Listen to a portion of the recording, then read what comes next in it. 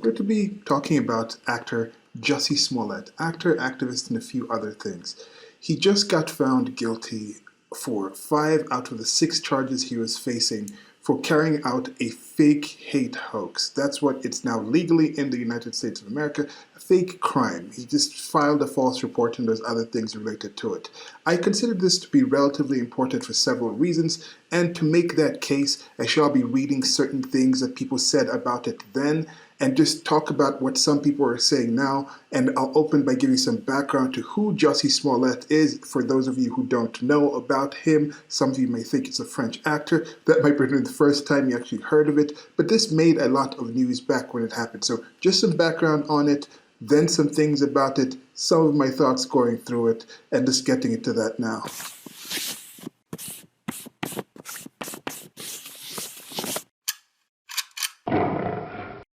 Jussie Smollett from Wikipedia, the free encyclopedia. Jussie Smollett, born June 21, 1982, is an American actor, singer, and convicted felon. He began his career as a child actor in 1991, acting in films such as The Mighty Ducks, 1992, and Rob Reiner's North, 1994. In 2015, Smollett portrayed musician Jamal Leon in the Fox drama series Empire, a role that was hailed as groundbreaking for its positive depiction of a black gay man on television. Smollett has also appeared in Ridley Scott's science fiction film Alien Covenant, 2017, as Rix, and in Marshall, 2017, as Langston Hughes. In December 2021,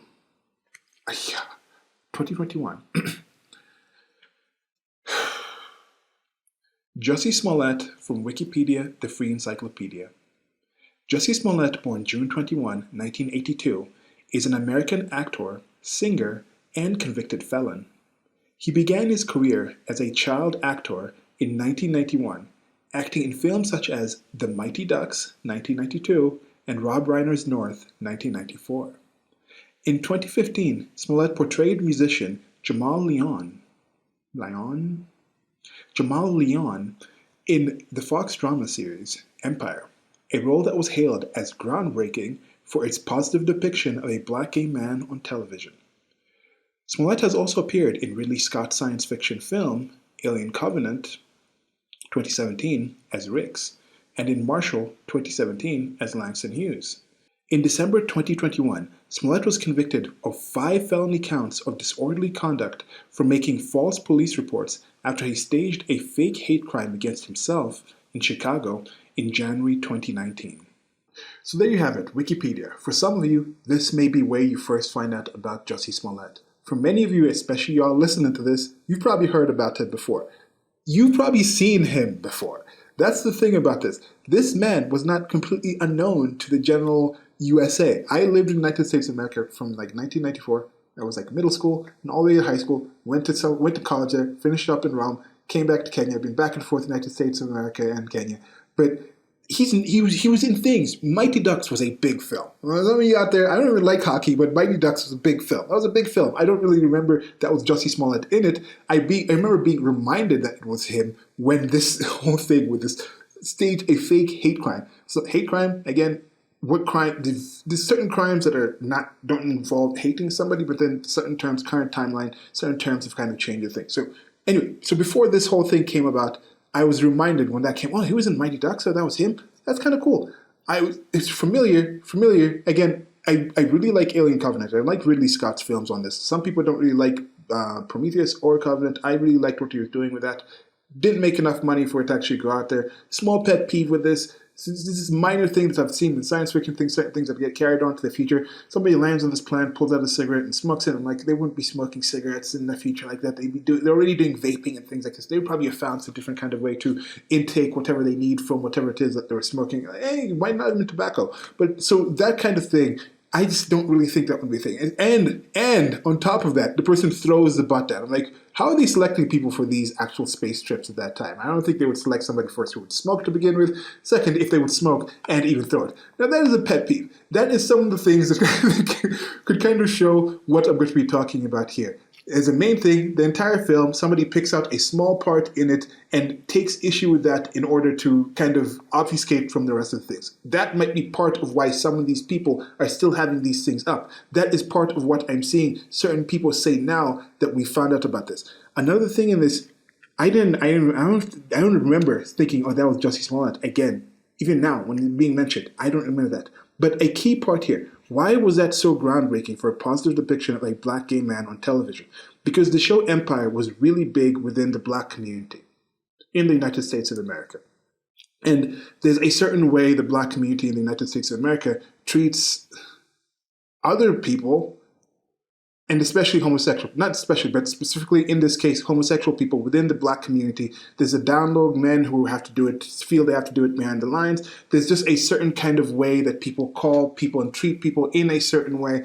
And there's issues within that community. And I think that actually was doing something positive. And I think that is part of the things that is being discussed here. This is part of why this Jussie Smollett story is relatively important, has some relative importance, because there is depictions of certain things by certain people in certain locations that does help raise awareness and bring conversations to certain topics and things. And I think that is part of why so many people jumped on this at that time.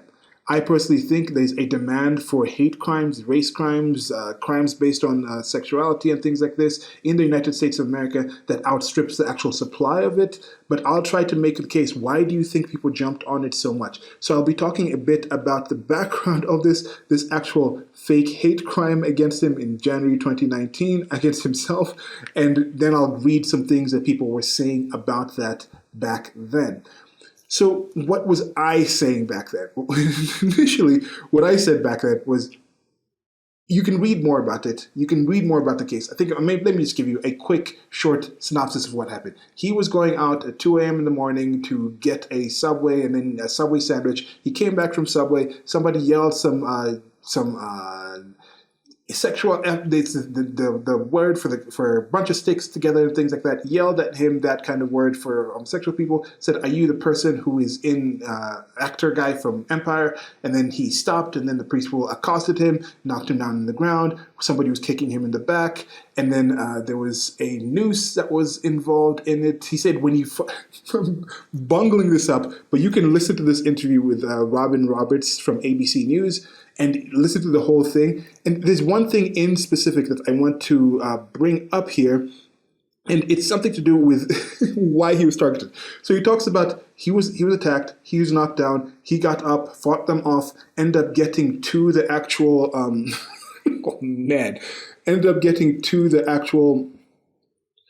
he ended up getting to his house. Then he found out that they'd spilled some liquid on him, and that liquid was supposedly bleach. And then it was found out that was in a polar vortex. It was like negative 20 degrees out. And then, okay, if it's a polar vortex, then that bleach would have frozen. I don't know how long they would have had the bleach. He said this was apparently white MAGA hat wearing people. He said, okay, I didn't necessarily say that to the police, and the MAGA hat part, that's something that was added by people. So people were already adding things. And that was the thing in the United States of America. It became an international story. They were talking on these other things, tacking on these other things. This is an example of this. This is an example of bad MAGA Trump. This is what Trump has done to the country, to getting people to be hunting down these innocent, gay, brave, groundbreaking actors in the streets of Chicago, walking around at night with a jug of bleach, and somehow they know where he's going to be. This was like pre the current looting and things like this, where some wealthy people in certain areas are being put some Apple AirTag, and then the people follow them to their homes and then break them in. Like someone's out shopping at like a Louis Vuitton store, a store like that, then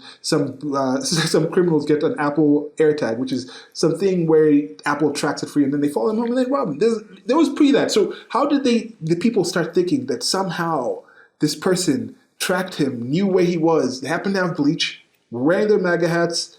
Again, MAGA hats might have been added, were balaclavas, covered faces and things like this, walking around with a noose in order to target him.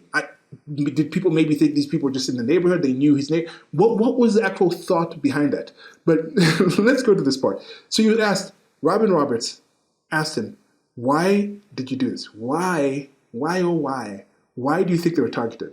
And he said, exactly, especially how he says it. Let me just turn this down. We can jump to the point. Let's see if we can jump to the point. And this is the thing on YouTube. You can do this kind of thing where you can go in and you can do the thing and you can check the transcript and things like this.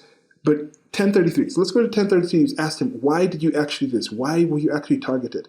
And the way he says, so this is him after the attack. He gets home. Apparently, the noose was this thin line, similar to the Bubba Watson series, Bubba Watson incident, where Bubba Watson said there was a noose in his NASCAR garage, and then they sent FBI to investigate this hate crime. And then it turns out that it was just like a regular kind of tie that's used in several places and things like that. But NASCAR did this whole thing, and there's been several of these kind of situations coming up over and over again, over and over again.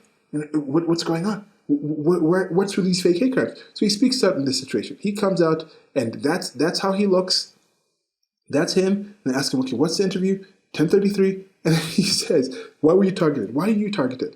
He's like, because I go hard. I go hard. We might be able to play this clip without getting canceled. Let's go there. Let's see.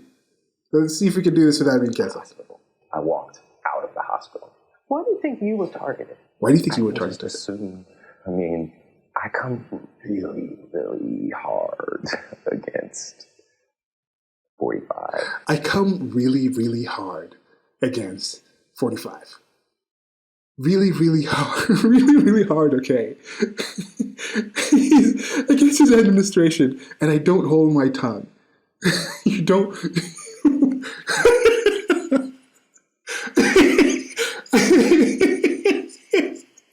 So... Okay.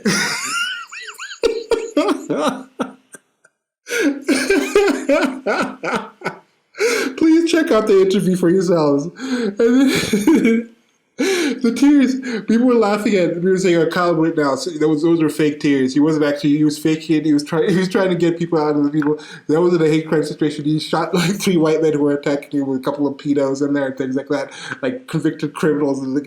Oh my. And we were talking about, but this man came out here, had the audacity to go out and cry. Now. Some of y'all still think, some people out there still think that it's true. The things that came up with the case, I'm not going to really talk about this. This is setting up the background. Oh my God. Okay. I still want to believe, with everything that has happened, that there's something called justice. I still want to believe, after everything that's happened, there's something called justice. Now that supposed justice has been made. Now, there was a Kyle Rittenhouse case. He was found not guilty because these people were attacking him. There was a lot of fond news about that. I have separate videos. You can check out that stuff. Some people said this is bad for black people. This is bad. It's going to show that people can go out and just shoot black people. It's not. I don't. It was about self-defense in my estimation. Then Ahmaud Arbery came out, and that was a situation where it's like, yes, people saw that this person shouldn't have been detained. People have a right to self-defense, like we said with Kyle Rittenhouse. So these people kind of accosted him. But they called him that N-word. They called him that. But Rosenbaum, when he was shouting the supposed slang version of the N-word at other people, he was not racist for doing that. Kyle Rittenhouse was racist for shooting Rosenbaum because Rosenbaum, who had just come out of a mental institution and had ended up being on the actual streets and seeing this thing, and he just came there. Did he know it was Black Lives Matter? Did he know it was going on? I don't know. But he showed up, he did that, and he was shot. Anyway, so they had that street. So Ahmaud Arbery, that was found, but they said this people was definitely a racist attack because these people said this. Yes, saying that word might show that you are racist, but again, the definition of racist problems occur not because of what X is, because of how we define X. So some people define just simply saying that word as an example of racism. I define actions and other things like that as racism. Smallett, in the case, when he was reading text, I think the prosecutor, one of the lawyers was reading text, was saying the N-word because it was in the text, and Smallett was like, you shouldn't say that word. You shouldn't come right the F on. So Smallett might actually believe. He might actually still believe that that he was actually set up. He might actually not have been in it. But I don't think that's the case. But so does he believe justice is there?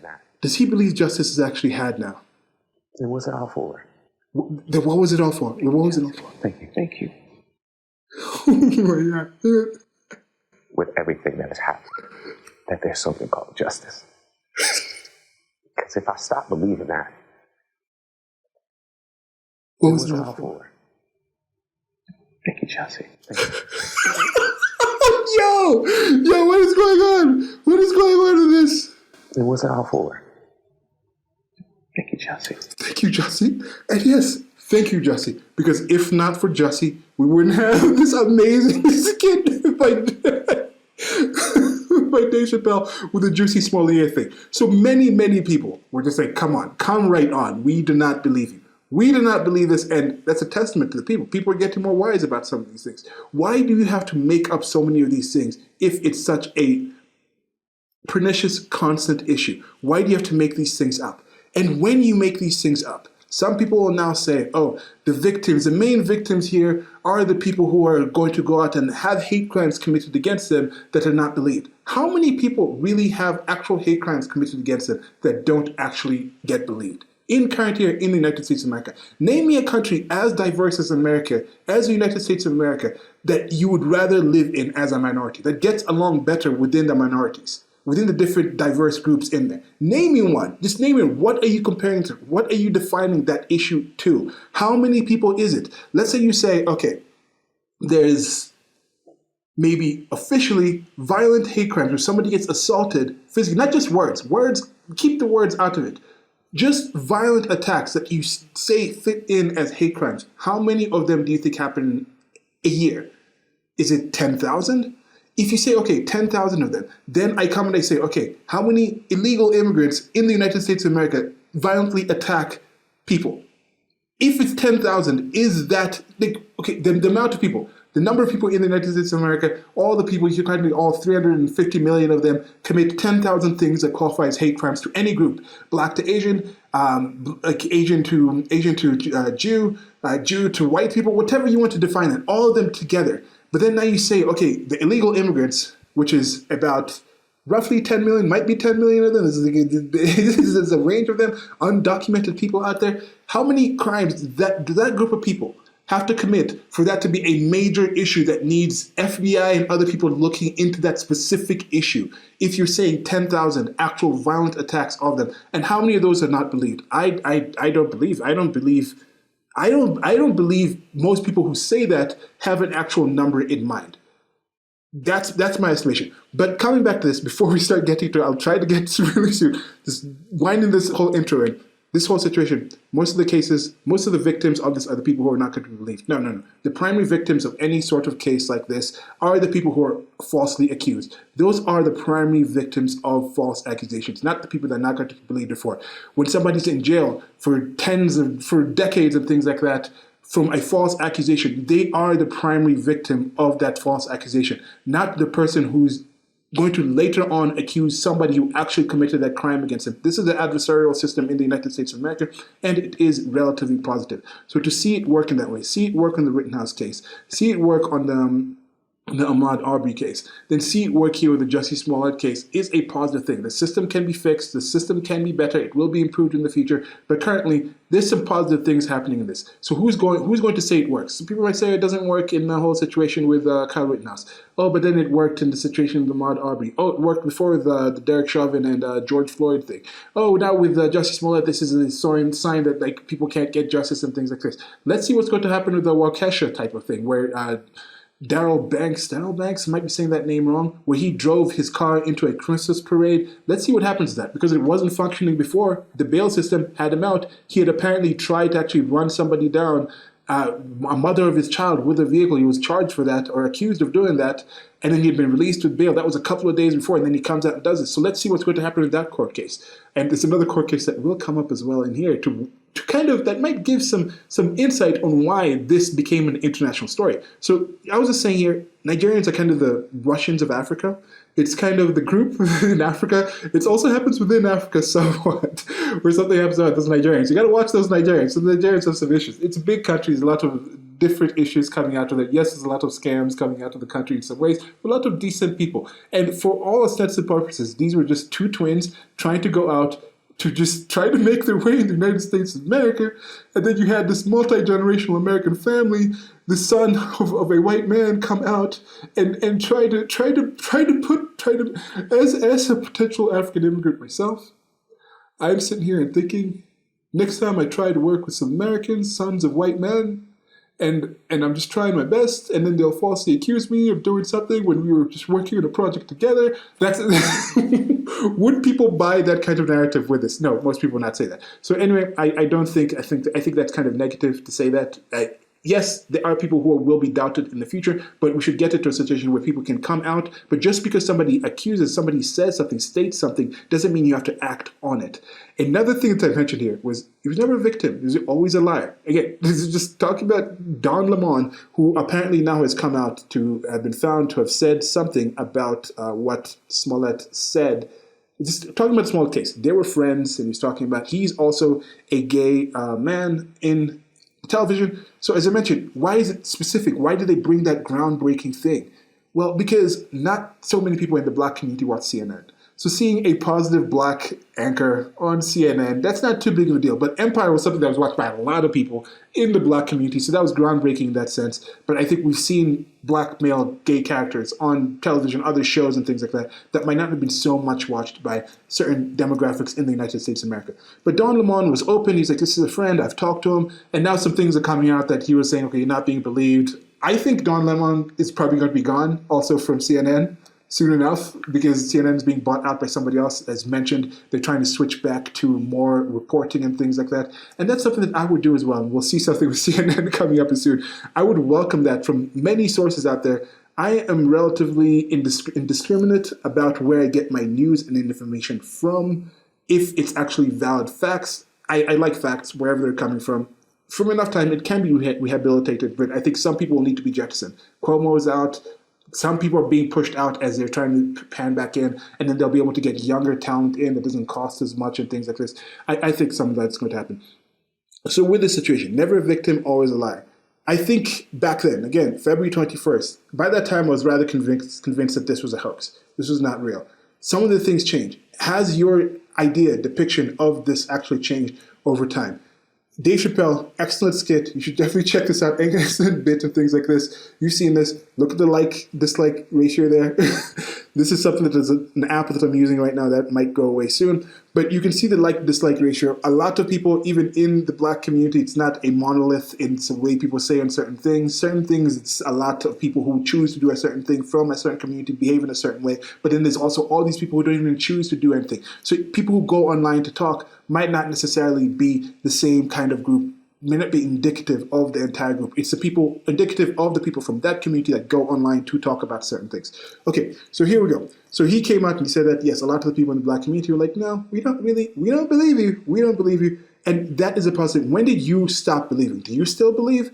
But part of the changes that happen, that comes out, he says what he says, it comes out, that news is out, and then people say certain things, and then now it changes.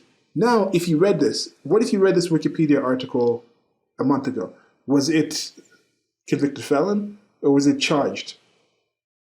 How many people are actually going to remember the inanity, the things that happened before we got to this charge? Now some of the people, Don Lemon came out and he said, yes, he was lying. He had a lawyer on. He's like, okay, this is a bad thing. He's trying to be all nice and copacetic and just level-headed when before he was more emotional into it at the time and things like this.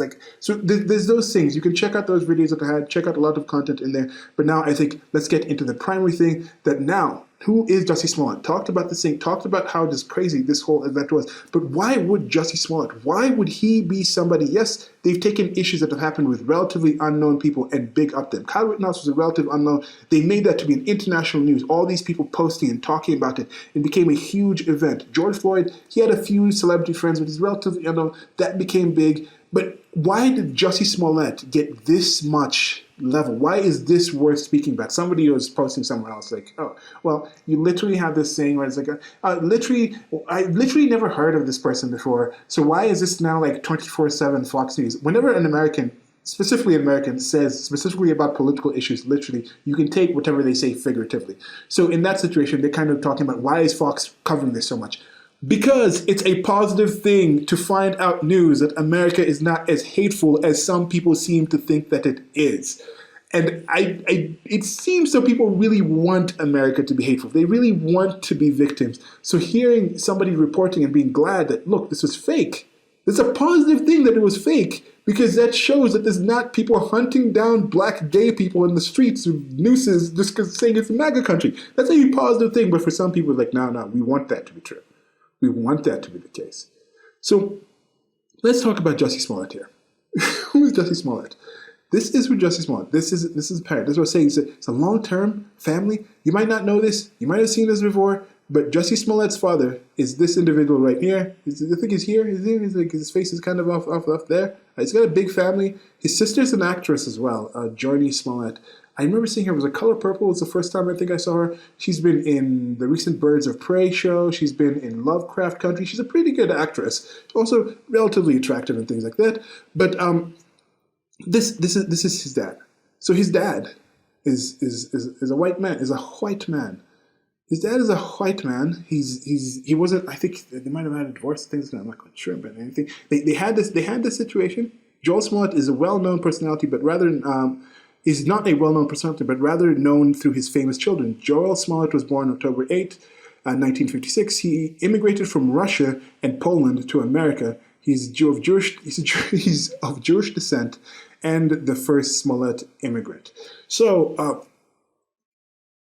He is as black, essentially, as Barack Obama is black. There is something in the United States of America, that one drop thing is still true, but Barack Obama is black due to his father being from Kenya.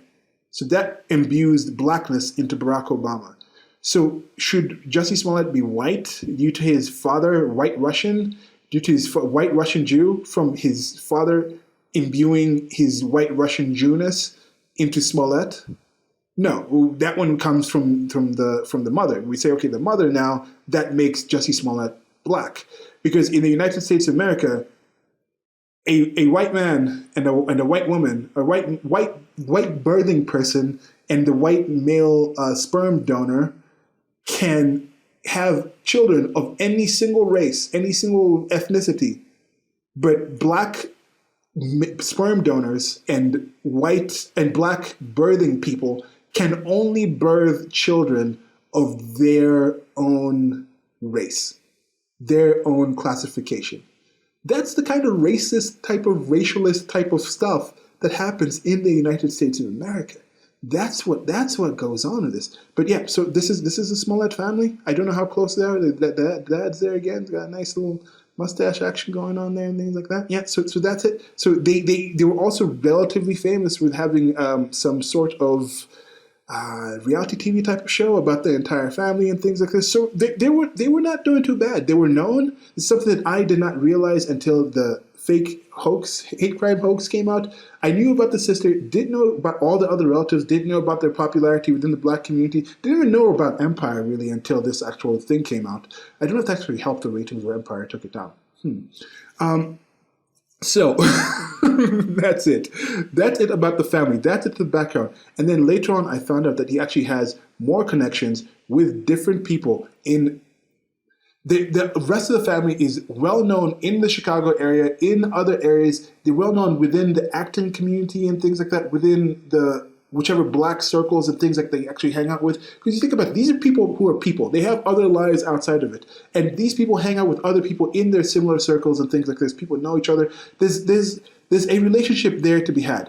This became international news because it wasn't just a simple guy. This was something that was bigger. This got the bigger attention. I think that's his mom right there. So what were the actual cases? What were the actual charges? The actual charges, before we get into the things that people said, this is getting a lot longer than I thought it was going to be. I'm trying to keep this as short as possible. Thank you all for coming along with me on this journey. This is kind of just, also, I just want to get this out there. Be out there because some of these things are going to change as time goes. As you see, some of them have changed already. So talked about this. So what happened in the trial? The jury returned the verdict after just 9 hours of deliberations on Wednesday and Thursday. Following a 1-week trial, it's unclear whether Smollett will be sentenced. It will be a post-trial hearing, and the date was scheduled in January. So late January. So we're going to find out relatively soon. So that's kind of a good thing. Some of these court cases, unfortunately, take so long. The justice system in the United States of America, even though that adversarial system is relatively positive compared to things that I've seen in other places, the assumption of innocence is another positive thing. The presumption is presumed innocent. Yeah, the presumption of innocence is an excellent thing that other countries and other places need to start adopting. But still with that system, something like 95% of cases don't even see court because the amount of time that it takes to actually get there, the costs that are associated with it. I think one of the positive things that needs to start happening is let all court cases be televised. The amount of money that's spent in the United States of America in the judicial system and things like this, and how cheap actual streaming and cameras are. If you have the ability to have lights and a building in your court case, you have the ability to just include one camera that can record this, that people in the community, in the area, in the world can actually witness and see. That actually, I think, helps and raises trust and belief into the actual system. You don't have to show the jury, but you can actually at least show the actual proceedings of the actual case. So this is it. You see, this is what was being covered. This is DW. This is from Dare something. It's like Dare we where I don't know what the word the W is. I think it's a German source. So let's go to the first thing here. This is something from now. This is about the charges. There'll be a link here again to this.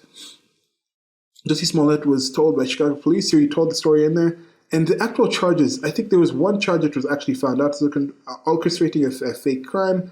And then each of the 5 counts the jurors found Jussie Smollett guilty of are Class 4 felonies, which carry prison time of up to 3 years. Experts say it's likely Smollett will avoid prison time, that he's more likely to get probation and be ordered to perform community service.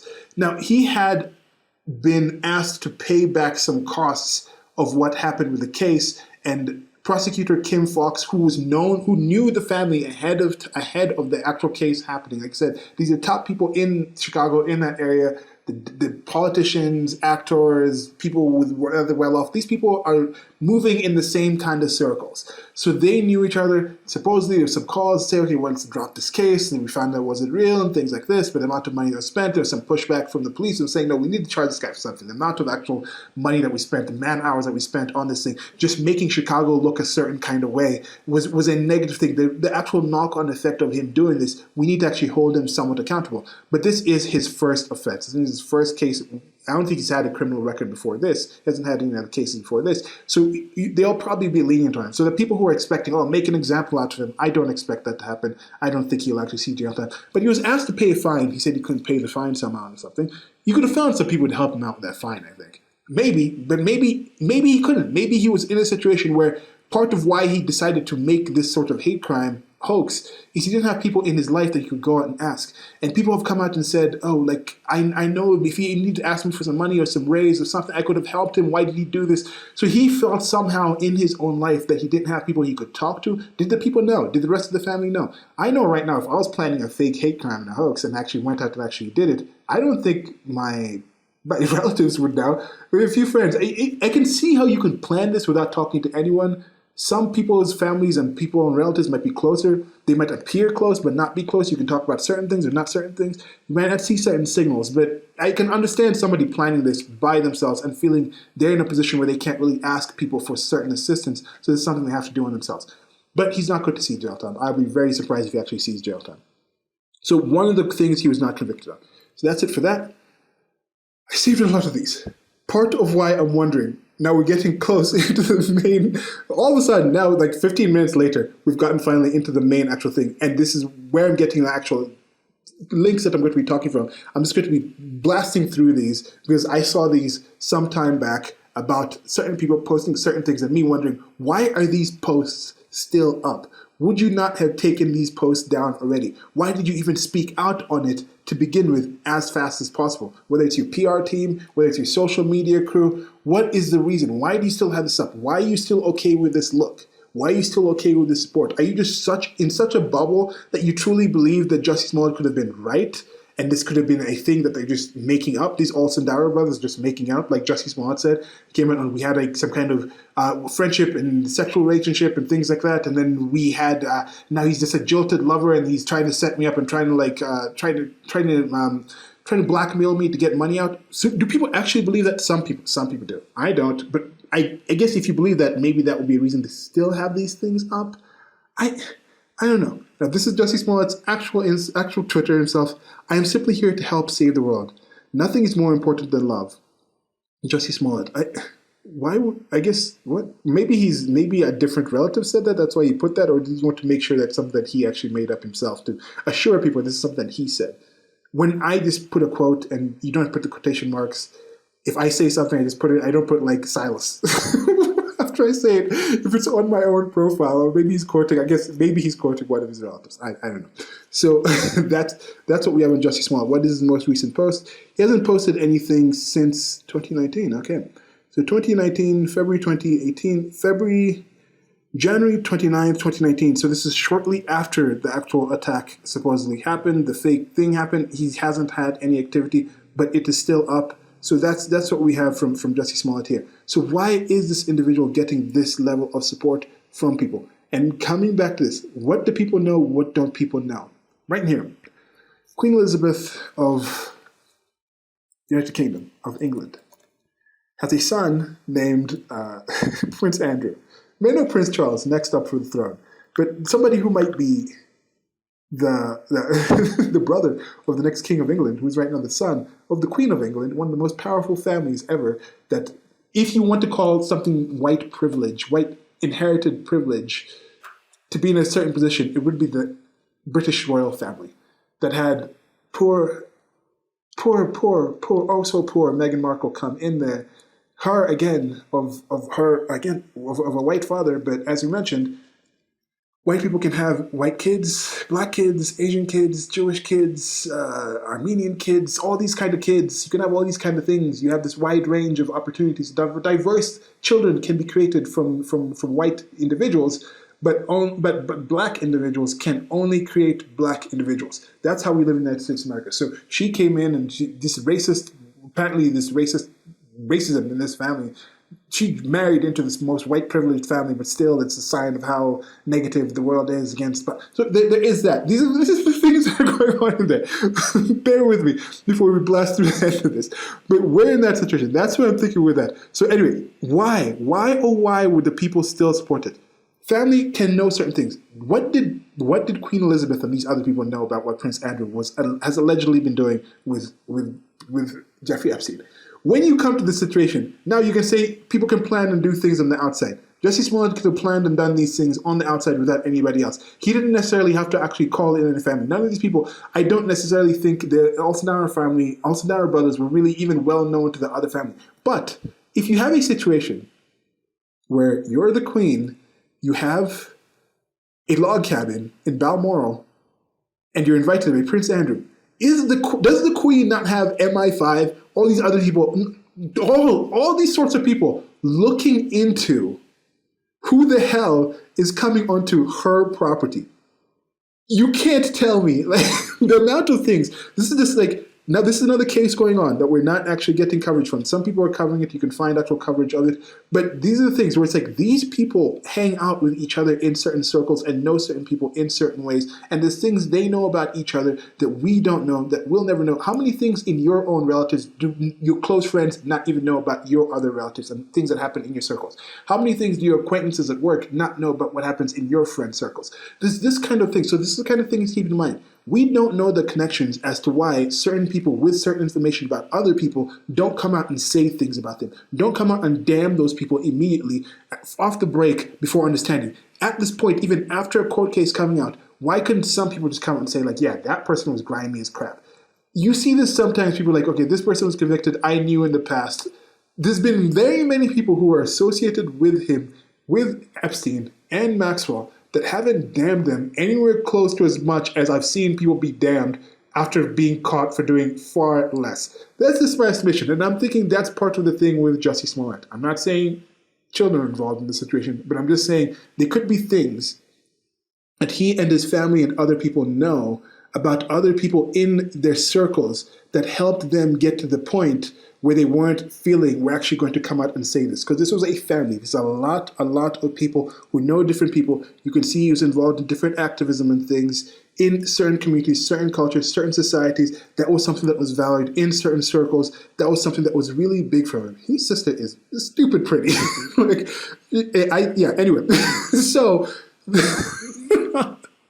There we go. That's it with the first thing. So now I'm going to get into the main primary thing that I said I was going to come here to talk about. Jussie Smollett has been found innocent, and this is according. Sorry, the reason I said innocent. So according to CNN, Jussie Smollett guilty on some charges.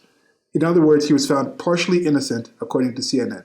And we've seen the local actual coverage of it. 5 out of 6 cases, they say he's guilty on some charges. 5 out of 6 charges, guilty on some charges. When the Rittenhouse case was coming out and things were being why are things being thrown out? Some people, why are things being thrown out? Why wasn't he guilty of all 4 or 6? Because most of the charges were lying to an official, to a law enforcement official and things like that. Class 4 felonies. So you can check it and see that. So right here, this is just something from Crowder. He had listed the things that come out, and now I'm going to try to blast through these because I've seen this before, as I mentioned before, and actually went in and decided, let me just kind of double check on these because this was before the actual case. This was a few days ago, or maybe a week ago, was when I first found this article. Again, I might have seen it before, but this is a good listing of some of the people who spoke out about it way back in the day. January 30, 2019, spoke out about this. Emma Watson. This is Emma Watson from Harry Potter fame, and she's done other films, but that would be something that sticks with her for some while. Hermione from Harry Potter. She's also involved in a lot of activism. She works with different international organizations, and she's very outspoken about some of these things. So she said this. She said, disgusted by the ugly prejudice and bigotry behind this violence, sending love to Jussie Smollett and to anyone who has been hurt by the hatred of those who fear difference. As a society, we continue to fail LGBTQIA plus communities and POC. I don't normally see this POC with a lower case O there. So what if it didn't happen? That's just a general comment from back then. So people were already asking questions back then. It's still up. I don't know why this is still up, but this is still up. And she puts this quote by Maya Angelou: hate, it caused a lot of problems in the world, but has not solved one yet. I definitely do agree, and a general extent, yeah. Hate, no, I don't agree. Because, as I mentioned, these 2 individuals. If these 2 individuals are guilty of what they're accused of, that is stuff worth hating. Hate is a tool. Hate is something that we should actually use. There's some things worth hating.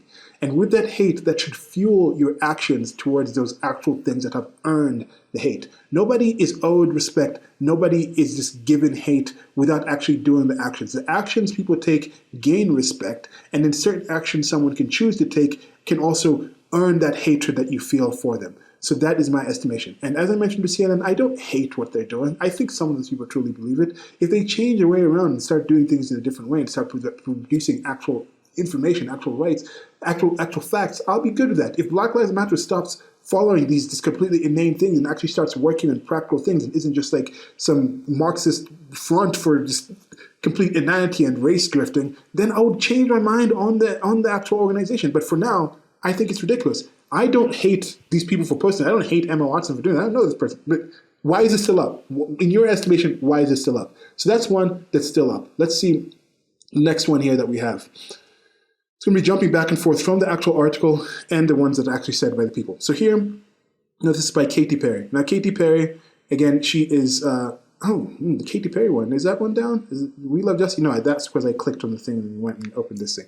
So with Katy Perry, Alyssa Milano one's up. Katy Perry should still be up because if it's still showing here on the actual site, the actual thing should also still be up. So let's see if we can click here and see if we'll open up.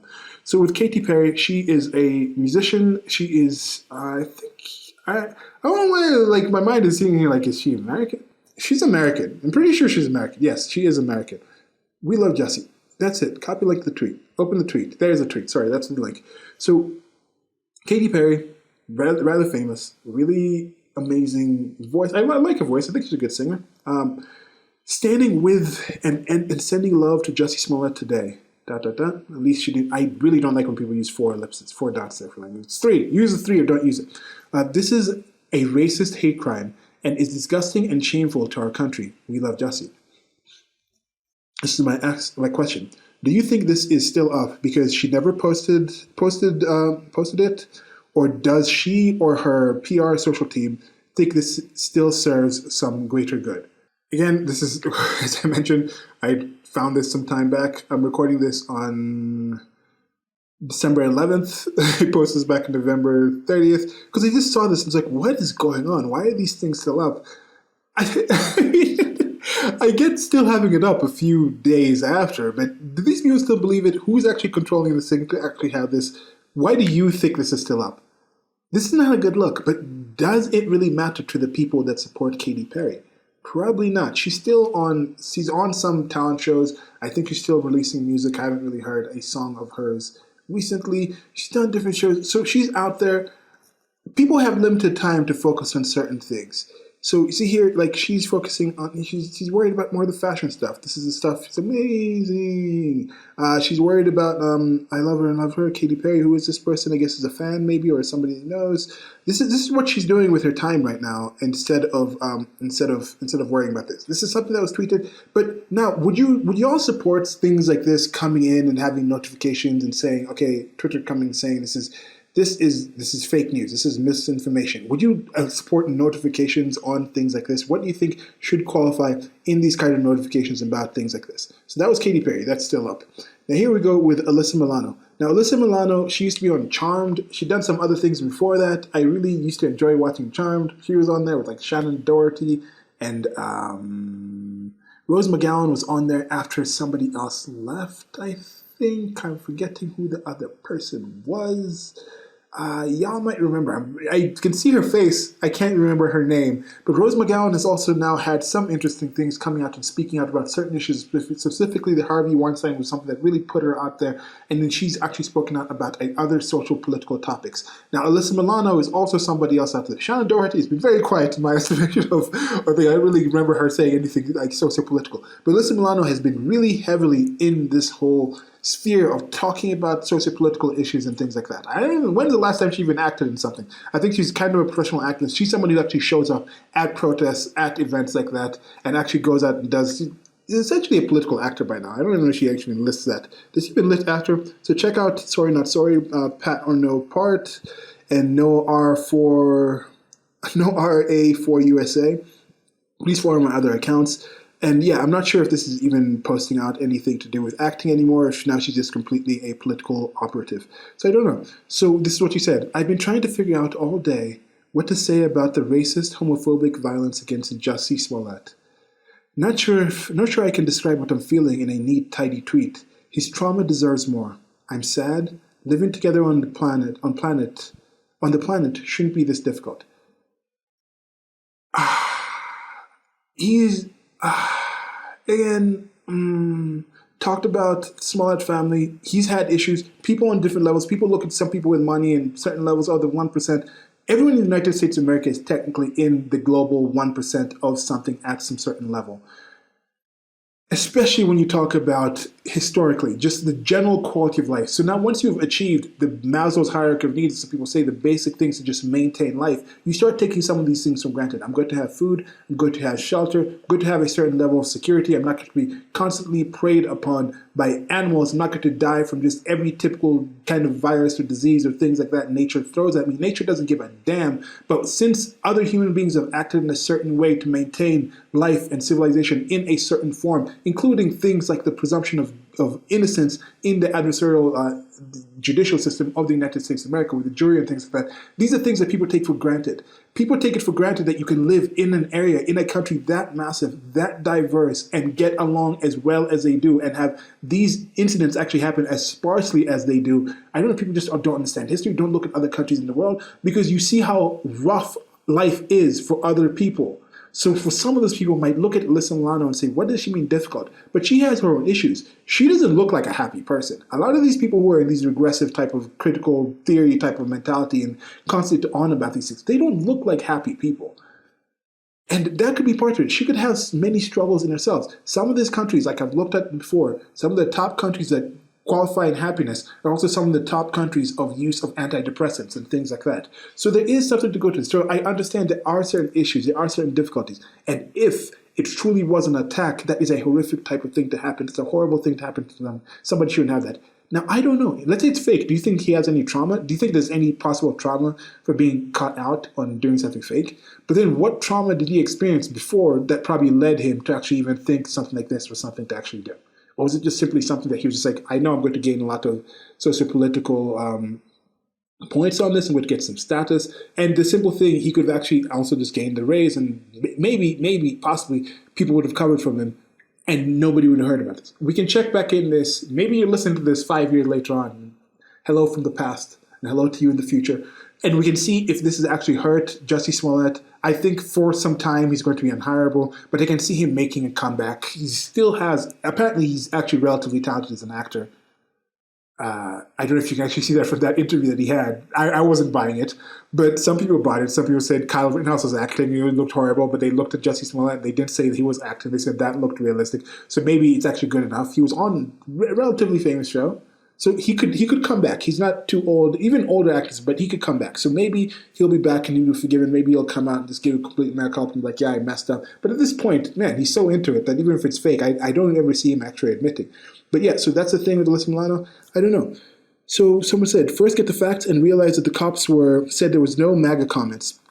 The media decided to make that tidbit up and spread it everywhere because that's what they do now. This is back in 2019. Media has been up. Some people in the media have been up with this for some time. Then where in my tweet does it say anything about MAGAs? I was talking about racist, homophobic violence against a wonderful man. You snowflakes are sensitive. Again, this is the thing where you obfuscate. If you talk to certain regressives, be very specific in what you say, because if you say something that is outside of what they said or just a bit wrong and things like that, they tend to focus on that one small part that you're saying and completely use that to completely ignore or obfuscate from the primary thing that you were mentioning about. Because the MAGA thing was attached, like MAGA was the action of the racist people, that's why it was racist and things like this. So just simply saying, are you that person?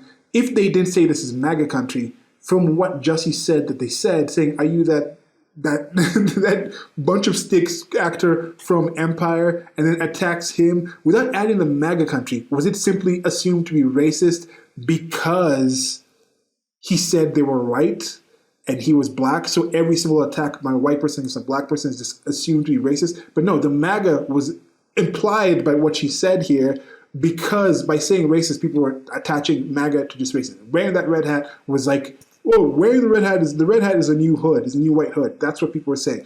That No 45 sign that became very famous, that looks like a swastika with a no sign on it. That's something that was made famous during that time. So people were not completely balanced in that situation. So when they compare that to Brandon's American Now and say you got to treat the president with respect, people didn't have respect back then.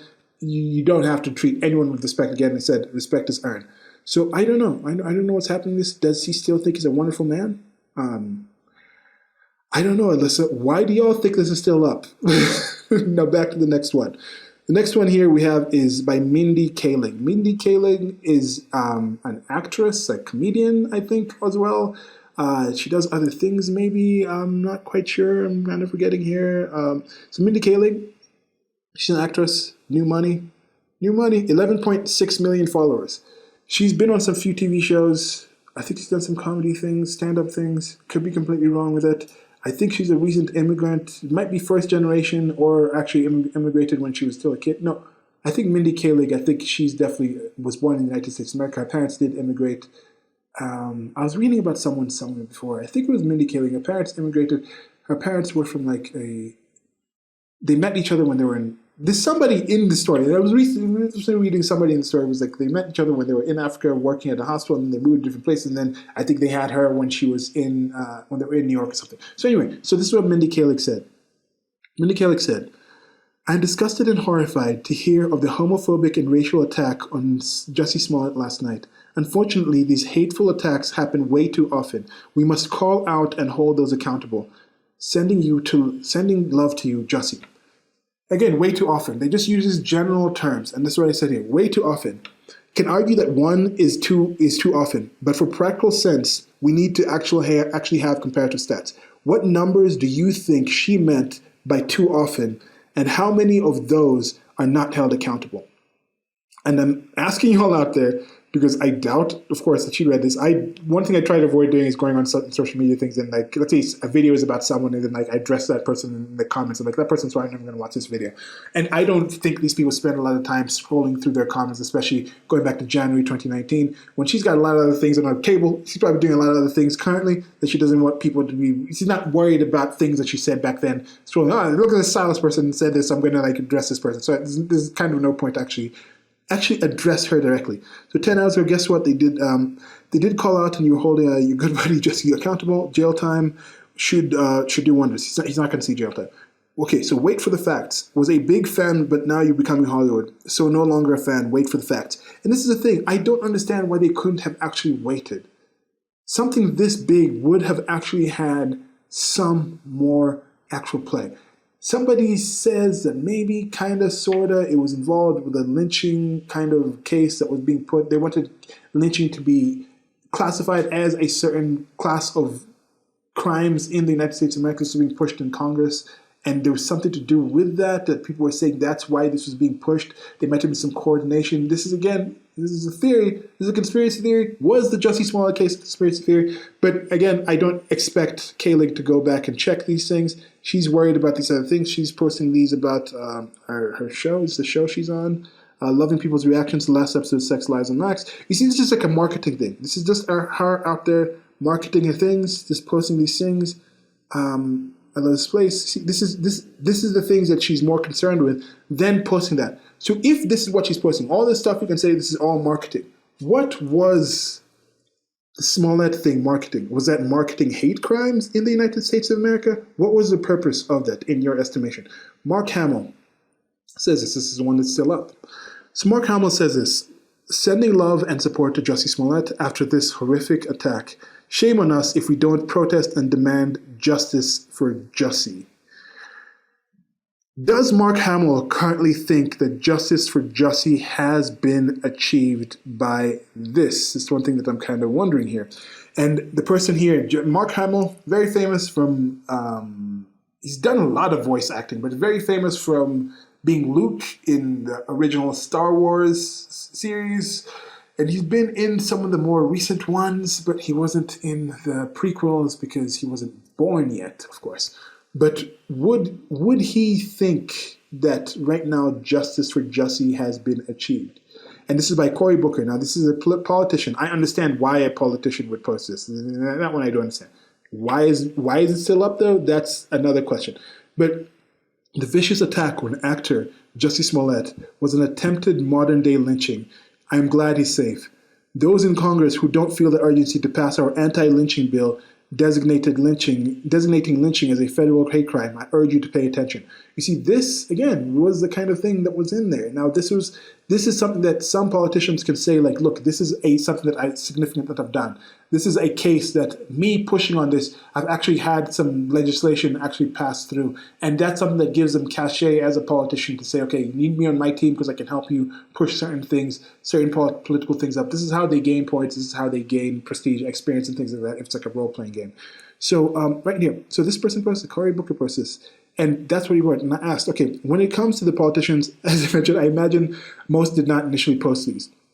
Even if they were in the know, I do not believe that they meant much by what they said. So I wonder what they'll do post-trial. This is post-trial now. This is still up. I don't know if this is going to be addressed. Another follow-up I might do is go back in and check people's names and see if they've mentioned him again since then. But that's Cory Booker is still out there. He's posting his half measure of Supreme Court with law. He's talking about that. He's out there supporting Gillibrand. He's a politician.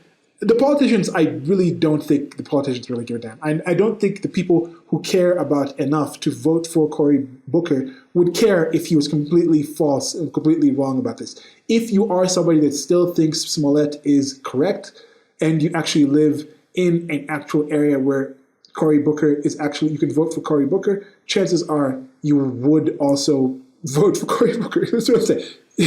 So I don't think you'd completely hold it against him for saying something that's been found to be blatantly false. Now Halsey has a really good song that I like, Without Me. She's done a couple of other good songs out there. I think she's American. I don't know if she's British, but some of this would become international. Emma Watson is British because I think with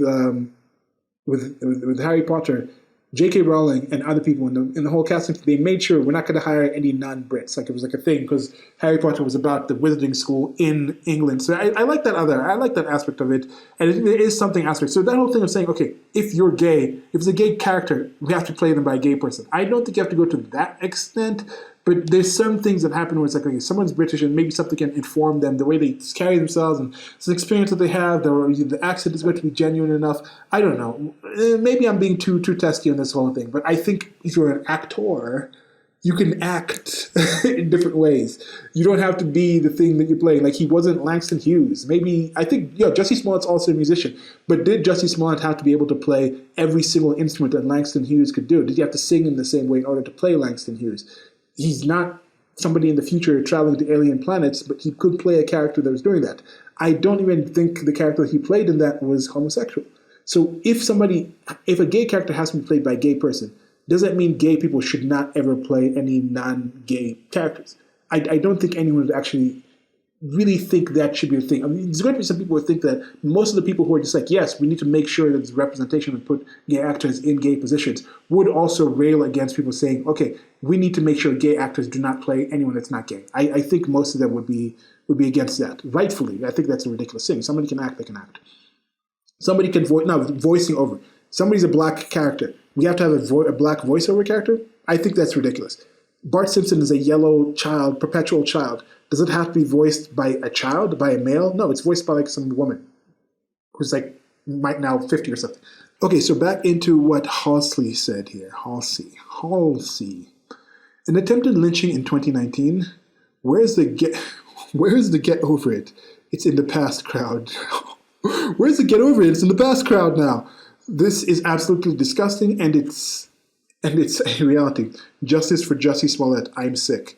Again, people literally mean things figuratively. I don't think she's sick. But if you truly believed what happened, I am trying to think. Could she have actually heard what Jussie said happened, thought about it for more than 5 minutes, and believed it? If you just hear there was an attack and these people, it was an actual lynching. They actually tried to lynch him. And there's this quote about democracy. First of all, remember, all these people are voting. Again, American system's still the best. The West, specifically the United States of America, is the best way that human beings have found to live in a society that I know of. We're going to find better ways in the future, but so far it's the best way. West isn't the best. When people say West is the best, I think they think we're going to stick on the West and this system is where we need to maintain and stick it in this way. No, the West is the best way so far in the continued steps that we're going to take. We need to build on what the West has done and build newer structures, better things, take the good from it, maintain that, adjust it to current time, and then leave the bad out. Because back when the West was created, lynching was a common thing. We don't need to bring that stuff back. There's some things that are bad in the past, so we can leave those bad things, but we can work on it. But this person, these people vote. So how much do people take to actually research and talk about a certain situation before they actually vote?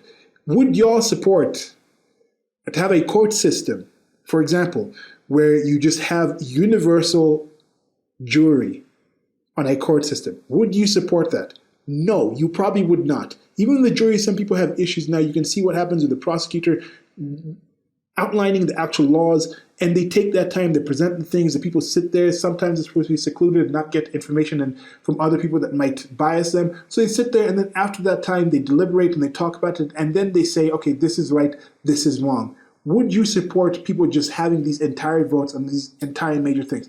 But yet you say you support on just universal, no requirements besides being of age, and some places you don't even have to be a citizen of the place, just being a certain location, being of a certain age, that should grant you the right to vote on what people with power do over systems like the judicial system? Would you support that? The decisions, you're putting power in the hands of people to make decisions about other people who can kill people, who can make decisions that end people's lives on a regular level. I think there should be something. There should be some system. We can continue the universal aspect of it, but universally qualified suffrage. I think that's a better thing. There's already certain qualifications. People are right now not saying we should have 10-year-olds vote. They're trying to drop it down to 16. So you're not completely against actual guidances, actual requirements. It's the requirements that we're talking about. And right now, as I mentioned, you can have cameras everywhere. You can have a situation where you have more people informed about the things that they're voting for on a time-to-time basis. Okay, so here we go. Attempted lynching. Where is she now? I think that crowd should come back. So why would this be a post-trial? The trial began. You posted in March 2019. That was bad enough. And I think whoever runs this just doesn't care. So who is buying this? Like, Halsey, again, I don't think she's worried about this. I don't think she's checking this right now. If I can't have love, I want power. I think that's just like a thing. It's a saying. And do you think politicians care more about love than power? What do you think? what do y'all think on that situation? So Halsey's still making music, still kind of decent, but she's not. I doubt she's going to come back. It might be deleted, but I doubt it's going to come back. This is the first one that we see it's actually been deleted, and this was by Sophia Bush. Now I don't know. I think she's an actor, and she'd said when the attackers used words like sticks, and I don't know if this was actually something that he said. I'm not remembering right now. And the N word there, I don't remember if that's something that he actually said that they said. Now, if they just said that, then I'm taking back the MAGA hat thing, might be misremembering. You don't need to say the MAGA hats, as I mentioned. Simply saying the word was bad enough. Simply wearing a hat, two people supposedly triggered that people yelling those words because it's a new clan. The clan is a racist group, things like that. So those are the kind of things. So that's the kind of step down. So when the attackers used words like the N-word, stop calling it possible hate crime. It is a hate crime. And that was there. So there's instances of dots here. There might have been some more said here that was not there, but this has since been deleted. And Sophia Bush deleted this on the quickness. I checked this a few days back, and that was already deleted. And that's why I'm like, okay, I'm coming back now to keep this, and then we'll see what's being deleted as we go over time. And talking about time, this is being a lot longer. I thought I was going to be able to get this done really short. So that's done. Sophia Bush has deleted that. Why did she delete it, and why did everybody else keep theirs up? And yes, she made a complete declaration. This is a hate crime. And I guess she might be somebody or someone in her team might be on this, and it's clearly not a hate crime. But if it's supposedly a hate crime to set up and use your dislike for somebody to commit a crime as your primary reason for doing that, then if he truly dislikes 45, he wants to go hard at 45, wants to go hard at the racists, he might hate racists. If he's committing a crime to damage and harm potential racists in a certain way, would that be a hate crime? Is a fake hate hoax crime a hate crime? Can we do like a fake hate, like a hate fake crime? Hate fake crime. Could we add a new category of hate fake crime? Is that a new category that will come where somebody's not just faking a crime to just make some money? Somebody's not just faking a crime to just like get back at somebody. Somebody is not faking a crime to get a better job. Somebody's not just faking a crime to get like a certain thing that they want. Somebody is faking a crime in order to encourage other people to dislike a certain person or groups of people based on their hate of that certain person or groups of people. Could we have that to be a new category that we start talking about? Talk in the comments. I don't think there's necessarily a reason to do that. I think a crime is a crime already. That's bad enough. I think when it comes down to some of these things, yes, the reason somebody's doing something comes into certain cases, the premeditated, what's informing them from them. But with the Ahmaud Arbery type of situation, I don't care if those people were talking to him in a perfectly cordial manner. I don't care if they were all black. I don't care if they all had black spouses. I don't care if their black spouses were riding in the vehicle with him and everything else transpired as is. And he grabbed at their gun and they thought they were supposed to actually arrest him. And then he grabbed at the gun and they shot him. I still think they would be guilty of manslaughter, of involuntary manslaughter, or whatever they were found guilty of, because they actually acted in a way that ended up in the death of somebody's life. Just like with Alec Baldwin, who I also don't think is actually going to be charged. Could be wrong. By the time you listen to this, he might have been charged already. I don't think he's going to be charged. But even though I think he was actually somebody who literally committed involuntary manslaughter, but what charges will actually be there? I think they might shift that into something else. But he acted in a certain way that did lead to the death of somebody else. So they acted in a certain way, willingly, knowingly that what they were doing could lead to this. And that's the thing with Alec Baldwin. There's a chance that you could say, we're not charging him because there's no actual point and way that he actually acted in a way where he should have known. That's the ins and outs of that. So that one I agree. And with this one, somebody decided in her team, somewhere in that sphere, decided this is not something we're going to have associated with our account anymore. Now here is Viola Davis. Viola Davis is now another actress. She's relatively, I like her. She was in the recent Suicide Squad movie. Really plays a lot of these strong black female characters and things like that. But she's a decent actress. Now I'm kind of thinking, have I seen her do things? I don't know what her range is. I don't really watch that many movies anymore. But, okay. Oh my God. This is why the LGBTQ community continue to fight to be seen and protected against hate. We all have to take this racist and homophobic act of violence very personally. My arms are around you. Jussie Smollett, you are loved. So, again, my comment was, think whomever posted this actually thinks Smallett did not know. That's one thing that I'm wondering. How many people truly actually believe that he did not know? From what I know about this, did I think they know more? Could they truly believe? They could have some personal bias from knowing him personally and things like this. But what the hell, though? What do you think? Are you in the LGBTQ community?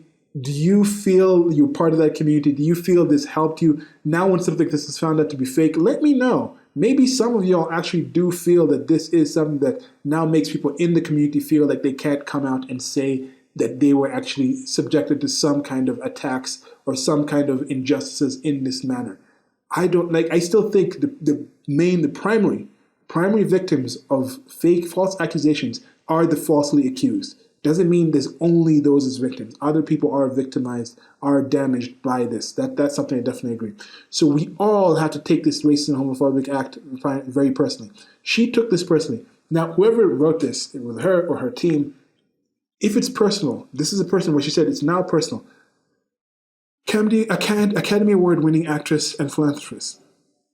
If it's personal, would she come back and personally address this again and say, okay, now that I took this personally, I'm going to come back and say, hey, if somebody's taking it personally that I faked this, what would happen? But no, she's personally with her acting and she's doing this. Like I said, most of these are marketing platforms for these celebrities.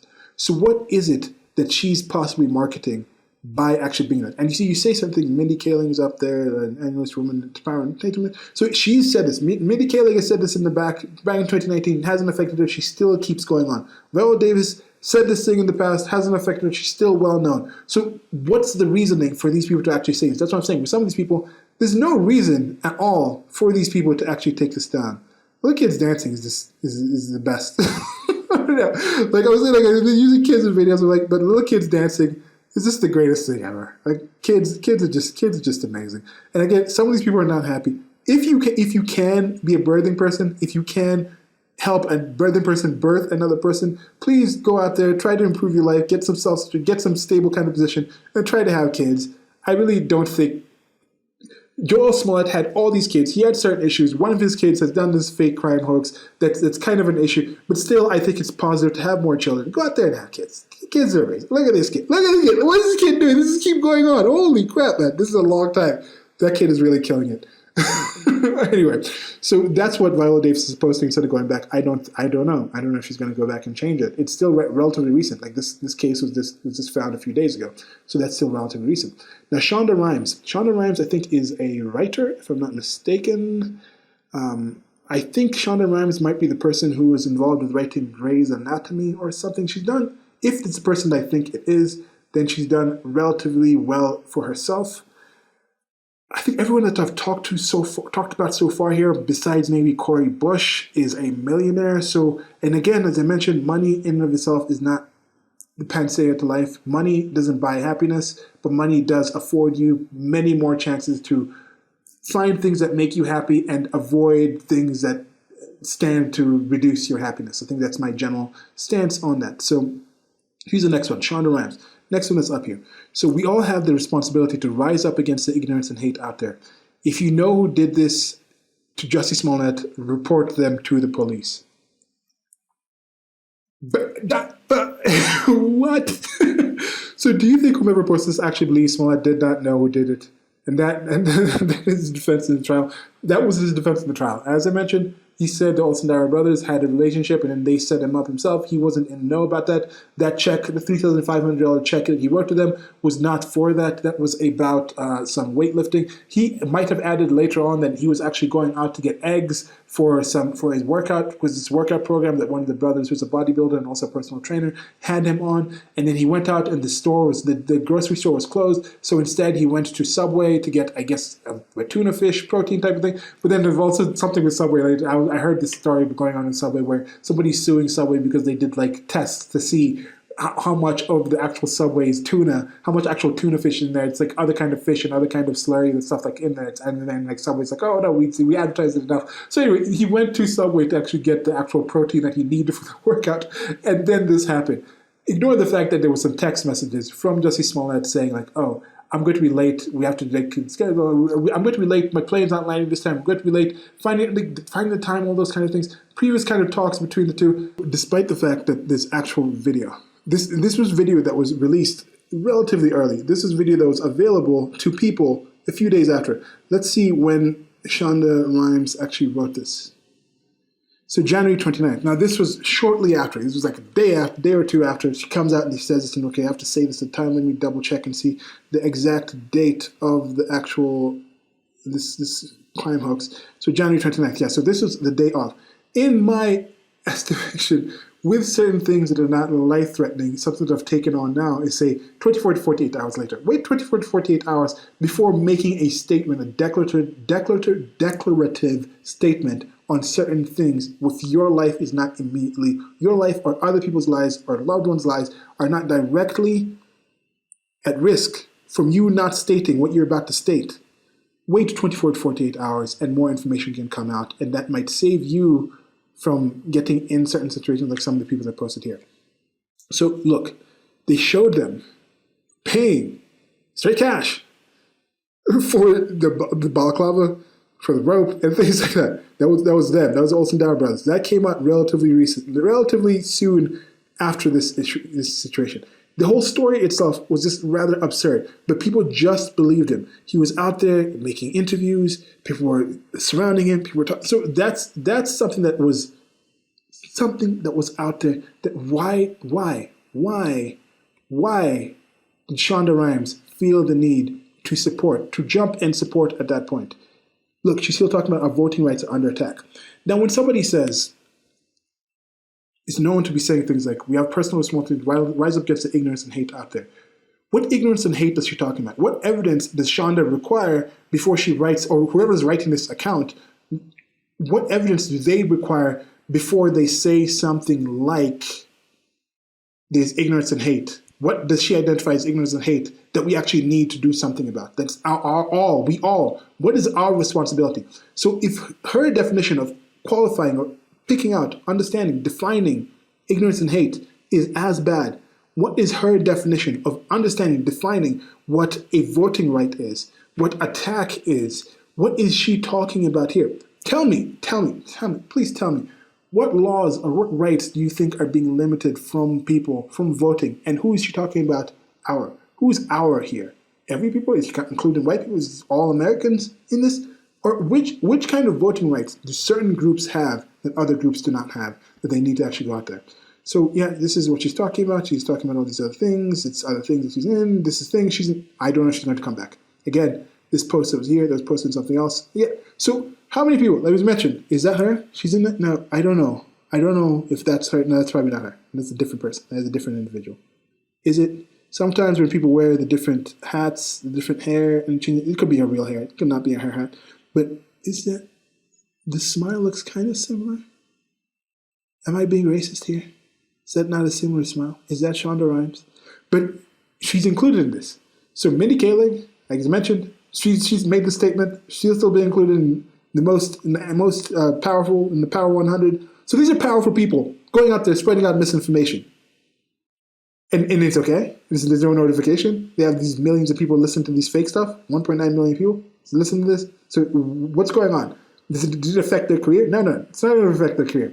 In fact, if anything, not saying some of these things might have a negative effect on your career. This could be a boost, depending on the career, depending on the people you're actually marketing to.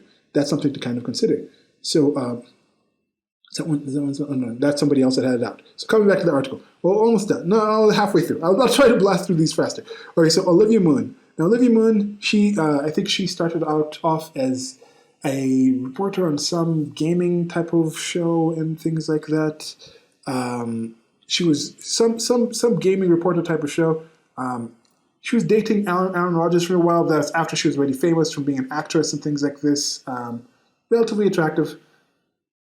Younger, Asian-ish, Asianish. I think she identifies as Asian. I don't know. I think she's as mixed ethnicity. And this is another thing. The United States of America is a place where so many people from different places come in and they mix it. And I think it would be more positive to say, look, this white man came in from Russia and things like this. White Jewish man came in from Russia, found this black woman. They had kids together. They've had issues, but still they raised this big family that came up and maintained this power, achieved these things. To kind of focus on those things, to me, that's what makes me more hopeful about the United States of America. Where I'm thinking that's a place where you can do all these things, you can have all these opportunities. You could be Kenyan, you could move to the United States of America, marry this woman, have a kid with them, not be that good of a father for my estimation, be kind of a derelict in that kind of sense. Whatever issues that you had in that relationship, you kind of abandoned this kid, and then this kid still ends up. The mother has her parents kind of help out, and then they go out to Asia, and they raise a kid in Asia, and they do all those things. The kid comes back, he's embraced by the country, he grows up in Chicago, he gets in the situation, and grows up in Chicago in different circles. As I mentioned, some of these people know each other. There could be calls have been made to like drop this case and things like this. But Jussie Smollett, even after having the case dropped, decided to come back and countersue the actual Chicago government. They're like, okay, you're countersuing us. Okay, we're putting the felony charges back. But that all happened. But he comes up and then he becomes president. Then after all that, that guy still comes out and talks about how racist and horrible the country is. What if the country wasn't racist and horrible? They would have maybe rechanged the Constitution so Barack Obama could be a 3-term president because they loved him so much. Like, what are these people talking about? What are they defining as this hate, ignorance hate? How much better do certain people want that country to be? What is the issue that they're pointing out? What voting right they want them to have? The 3/5 compromise, yes, that was negative. That was horrible. That was a horrible thing. You can say that was a negative thing. That's an actual law, an actual legal law that was saying these people count 3/5 to vote. Should we switch up to the situation now to make up with that, bump white people down to 3/5 for the amount of time that black people were 3/5? Is that what they want? Is that what they would say with equality? And then if they say, look, if they actually said some of these things, I don't have to agree with some of the proposals, but what are the proposals? What is the end point? What is the point that they say, okay, yes, we've achieved some kind of equity or equality within the rule of law? Because equality in and of itself, as I mentioned, can't really happen. If you're two identical twins focusing on a certain thing, witnessing a certain thing, you're seeing it from a slightly different angle, you have similar lived experiences, you can't experience things equally. Equality is something that only exists in math and not in actual reality when you're dealing with people in a social kind of sense. So what is the actual levels? You can say, what are the actual rules? What are the actual laws that we're going to be held to? And I think that's as much as one can ask. Okay. So that was Olivia Mullen said this. Jussie Smollett was violently attacked by 2 white men who poured bleach on him and put a noose around his neck. And then there was more said in there. Not going to go in and find what else she said, but she said this out and she's deleted it so far because some of the people are starting to take these down. Now, she might be someone who's more into this. Maybe some of the younger people, I guess Mindy Kaling's also young. And maybe it depends on how much, on what exactly they were using their platforms for before they actually use it as much. How often do you think, like someone like Elon Musk, like he seems to be somebody who's actually tweeting himself, like he's tweeting a lot. And I think with something like that, that's someone who's actually posting themselves. And, okay, this is what Olivia Mullen said. Sorry, I got this. I had some of these from previously. I did catch the one from Sophia Bush because when I found this back in November 30th, I did record the actual screen of what she had said. She deleted it already, so I don't know when she deleted it. She could have deleted it a year back or something for all I know. But Olivia Mullen, this is what she said. Jussie Smollett was violently attacked by 2 white men who poured bleach on him and then put a noose around his neck. He was targeted for being black and for being gay. This is why we have to have zero tolerance against homophobia and racism. Jussie's life matters.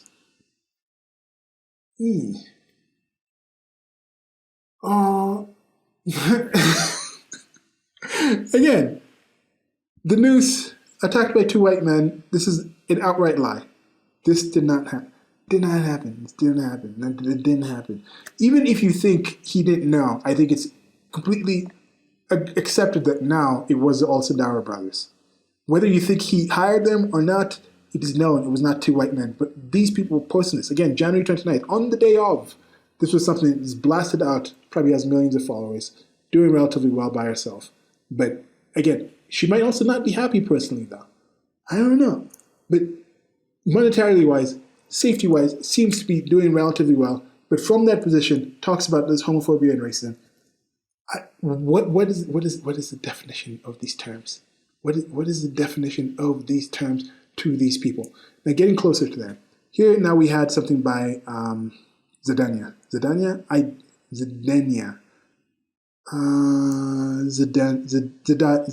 Sorry, butchering that name. Zendaya. Her name is Zendaya.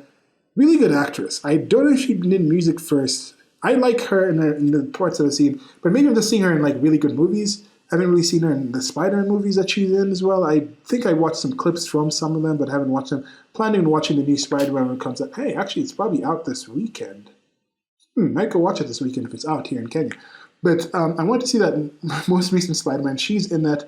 I watched The Greatest Showman, The Greatest Showman, which is an amazing movie with it's a musical movie with Hugh Jackman. She's in that.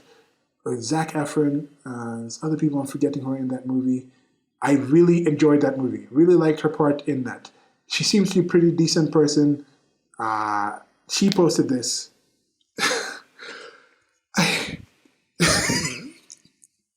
Look at his face! Truth. So he's on about truth. Now, there's a whole situation. Is it just truth or my truth, TM? So this is what Zendaya posted. Can we butcher that name again? He said, I just hope there's justice in this hateful and targeted act of violence. Sending Jussie Smollett my love and wishing him a speedy recovery. We love you. I don't like using the term word love a lot, but people seem to spam it out there. I don't use the term sorry a lot unless I've actually been responsible. I don't use love a lot unless it's LUV, that kind of general sense. Sometimes I'll use it on other inanimate things like that. But when it's love of a person, somebody you consider virtuous is returning that virtue, is displaying virtue through their actions. I think it's an involuntary act. And something like Stefan Molyneux said, you all might know who that person is. I think that was the best definition of love that I actually thought of. I used to think before that it was something like, oh, love is when you can't imagine your future without this person.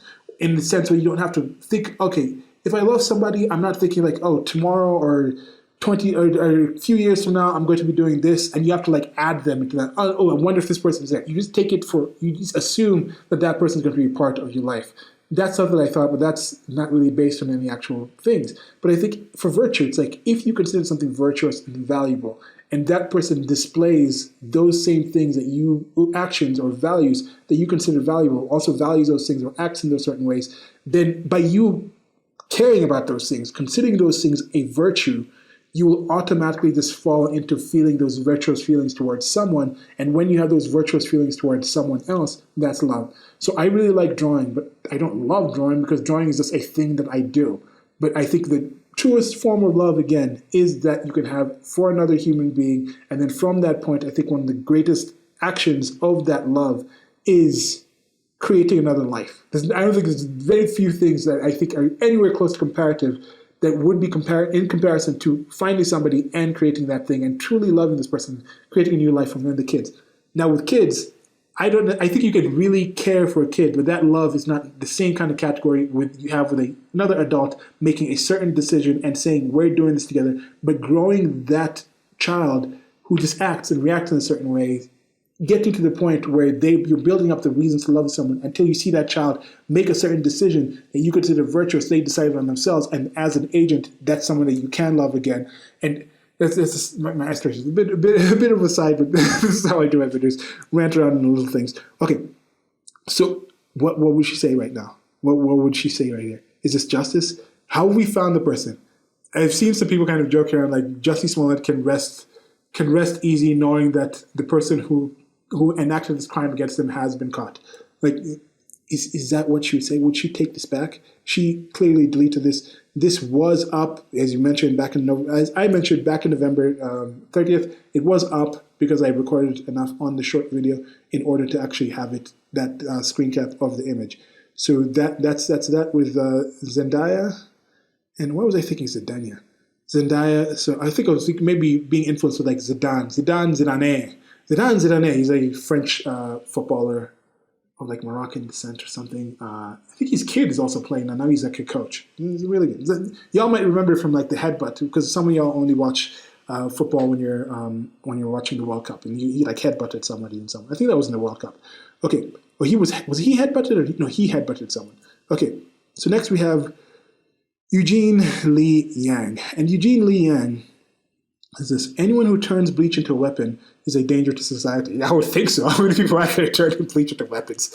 Anyone who turns a rope into a noose is committing a hate crime. There's reasons to use nooses. There's some reasons to use nooses. Some reasons, in some situations, I could understand why some people would want to employ nooses in the particular manner that this person is mentioning. But I like that we live in a time where it's not just a democracy where it's like, say, it's like, I forgot, I was going to say this, but I derailed myself earlier, but democracy is like a lynch mob. And in a lynch mob, this is a quote by someone else, I'm forgetting who said it, in a lynch mob, often the only dissenting vote is the person getting lynched. So I don't want to go out and just lynch these people. But people came out, and Jussie Smollett said something. Then people came out, we're going to round these people up and we're going to do this. Let's say there was actually two white men that were walking around at that time, and Jussie Smollett had somehow said that and blasted it out into public and things like that. And then there was enough people in the area, like, oh, you tried lynching this person. And then they went down and got down on these people, and then they actually caught this, threw these people in jail, and like, we're not going to hear from you. That's how things used to work. That's how things still work in many places. But the lynch mob, especially using this imagery of lynching, song by Kanye West, and which used a clip from someone else, Strange Fruit, when there's some really horrific stuff used to happen in the United States of America, still happens places in the world. People hanging from the trees based off of false accusations of usually sexual impropriety from white women. That's another thing that's coming up here. People are saying, like, oh man, like now you're going to get all these Karens and things like that who are using the police as weapons. You're going to get them into these cases. Yes. How many of those people, if you have a situation where somebody actually goes out and then gets the police actually follow them and it's not found to be a completely fake thing, if you do a fake call on the actual, again, this is why people obfuscate it. If you call the police with a fake kind of thing, and you come in, the police arrive at a certain location, and you say, okay, this is a crime that's being happened, and the police say, okay, that's not really a crime, and they leave. That's not something like a felony. This is more of a felony, because he called, he gave a statement, people were doing research, people were doing the actual cases, they said, okay, we're going to drop this. He went and countersued and things like this. That takes it to a different level. If you don't actually talk to the detective, if there's no actual charge filed, any false police charge filed, most of the people just do phone calls and the people show up. And how many of these phone calls have actually shown up where the police actually showed up and actually did something horrific to those people that were called on? How often has that happened? Very few times. I can't really think of any. Maybe y'all know some. But again, lynching has some purposes. So I'd say to Eugene Lee Yang, sometimes I'm kind of thinking I could kind of understand. I don't support it, but I understand. I don't support throwing certain people in wood chippers, but I understand why I can empathize, why you could find somebody you love, create a child together, which I think is the most amazing thing, a child that could be breaking down like we've seen that kid there, and then somebody comes in and does those horrific things to that person. And you get that person, like that one man who actually found somebody who had sold his daughter into some of these rings and things like this. And he went and he ended this person's life on the street that this person supposedly trapped his girl at. I don't necessarily say we should do that. I'm not, but I kind of understand and would not necessarily be against renaming that street in the name of this man that did that. That's kind of what I'm saying. But still, I prefer the actual process going through and saying, okay, we're going to put through the actual process. But this person on January 29th just said that anyone who cannot recognize that queer black people continue to be physically attacked in this country is contributing to the problem. Now, when it comes to the LGBTQR plus and all other things in there, queer is not the same as gay. I don't know if Jussie Smollett considers himself queer. I don't know if Eugene Lee Yang considers himself queer, and maybe that's why he's adding this into it. I think maybe he does. This seems maybe kind of sort of that he personally would consider himself to be queer, and he's adding his lived experience into all this. He's a writer, director, actor, digital producer. He's been involved, he's reposted some of these things. So I don't know if he was going to come back and do this. As I mentioned, I don't know how much people in the Asian community are towards queerness and homosexuality and things like that. If he personally is somebody that is queer, maybe he's had some negative experiences within his thing. He's reposting Joyanne Reid, and Joyanne Reid is she seems like an insane person. I don't know what's going on with Joyanne Reid. She personally has posted some things she was supposedly hacked, some things that are considered homophobic, according to the definition of some people on her regressive side of the socio-political sphere, but she said she was hacked. He seems to have forgiven her or not heard about that enough to repost and say the things that Joyanne Reid did, or accepted any apology that he might know behind the scenes. Like, yes, people said ignorant things in the past, and then they grew up. I've said a lot of ignorant things in the past. A lot of things I don't agree with now. A lot of things that I said in this video I might not agree with by the time I say it. I probably will. But he has no problem, Joyanne Reid, retweeting that, but he has an issue with this. He's taking issue with this. He also thinks Beto O'Rourke is somebody worth supporting. So that kind of says some about his judgment about certain people on certain topics. But that's Eugene Lee Yang talking about this, and he said, okay, so accurate tweet, whether you forgot this up or not. In addition, accurate that setting people up would be dangerous. It's a felony to lie about what raises concerns. So I mean,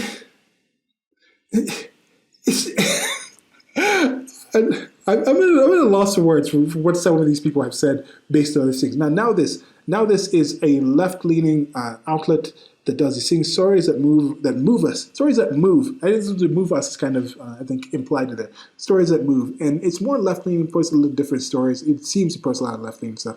So Ellen Page's, her dead name. We're using Elliot Page's dead name here. Elliot Page is now a white male, and that makes him one of the oppressor classes. But back when he was not an oppressor class, and he was called Ellen Page, in an emotional interview with Stephen Colbert going viral after she scored the current administration in the wake of Jussie Smollett's hate-fueled attack. Watch the full interview, and the full interview is there. Colbert Show is another propaganda outlet. So yeah, he's out there talking about it, and so that's what I say. R.I.P. Ellen. Assuming Elliot now knows this is still up, and I don't know. And as I mentioned, she at that time he now was going through a lot of situations. They at that time, they now. I guess we can use they in that situation. I'm just saying, just not using it as a gender thing, but just as referring to an individual human being, an individual thing, an individual entity.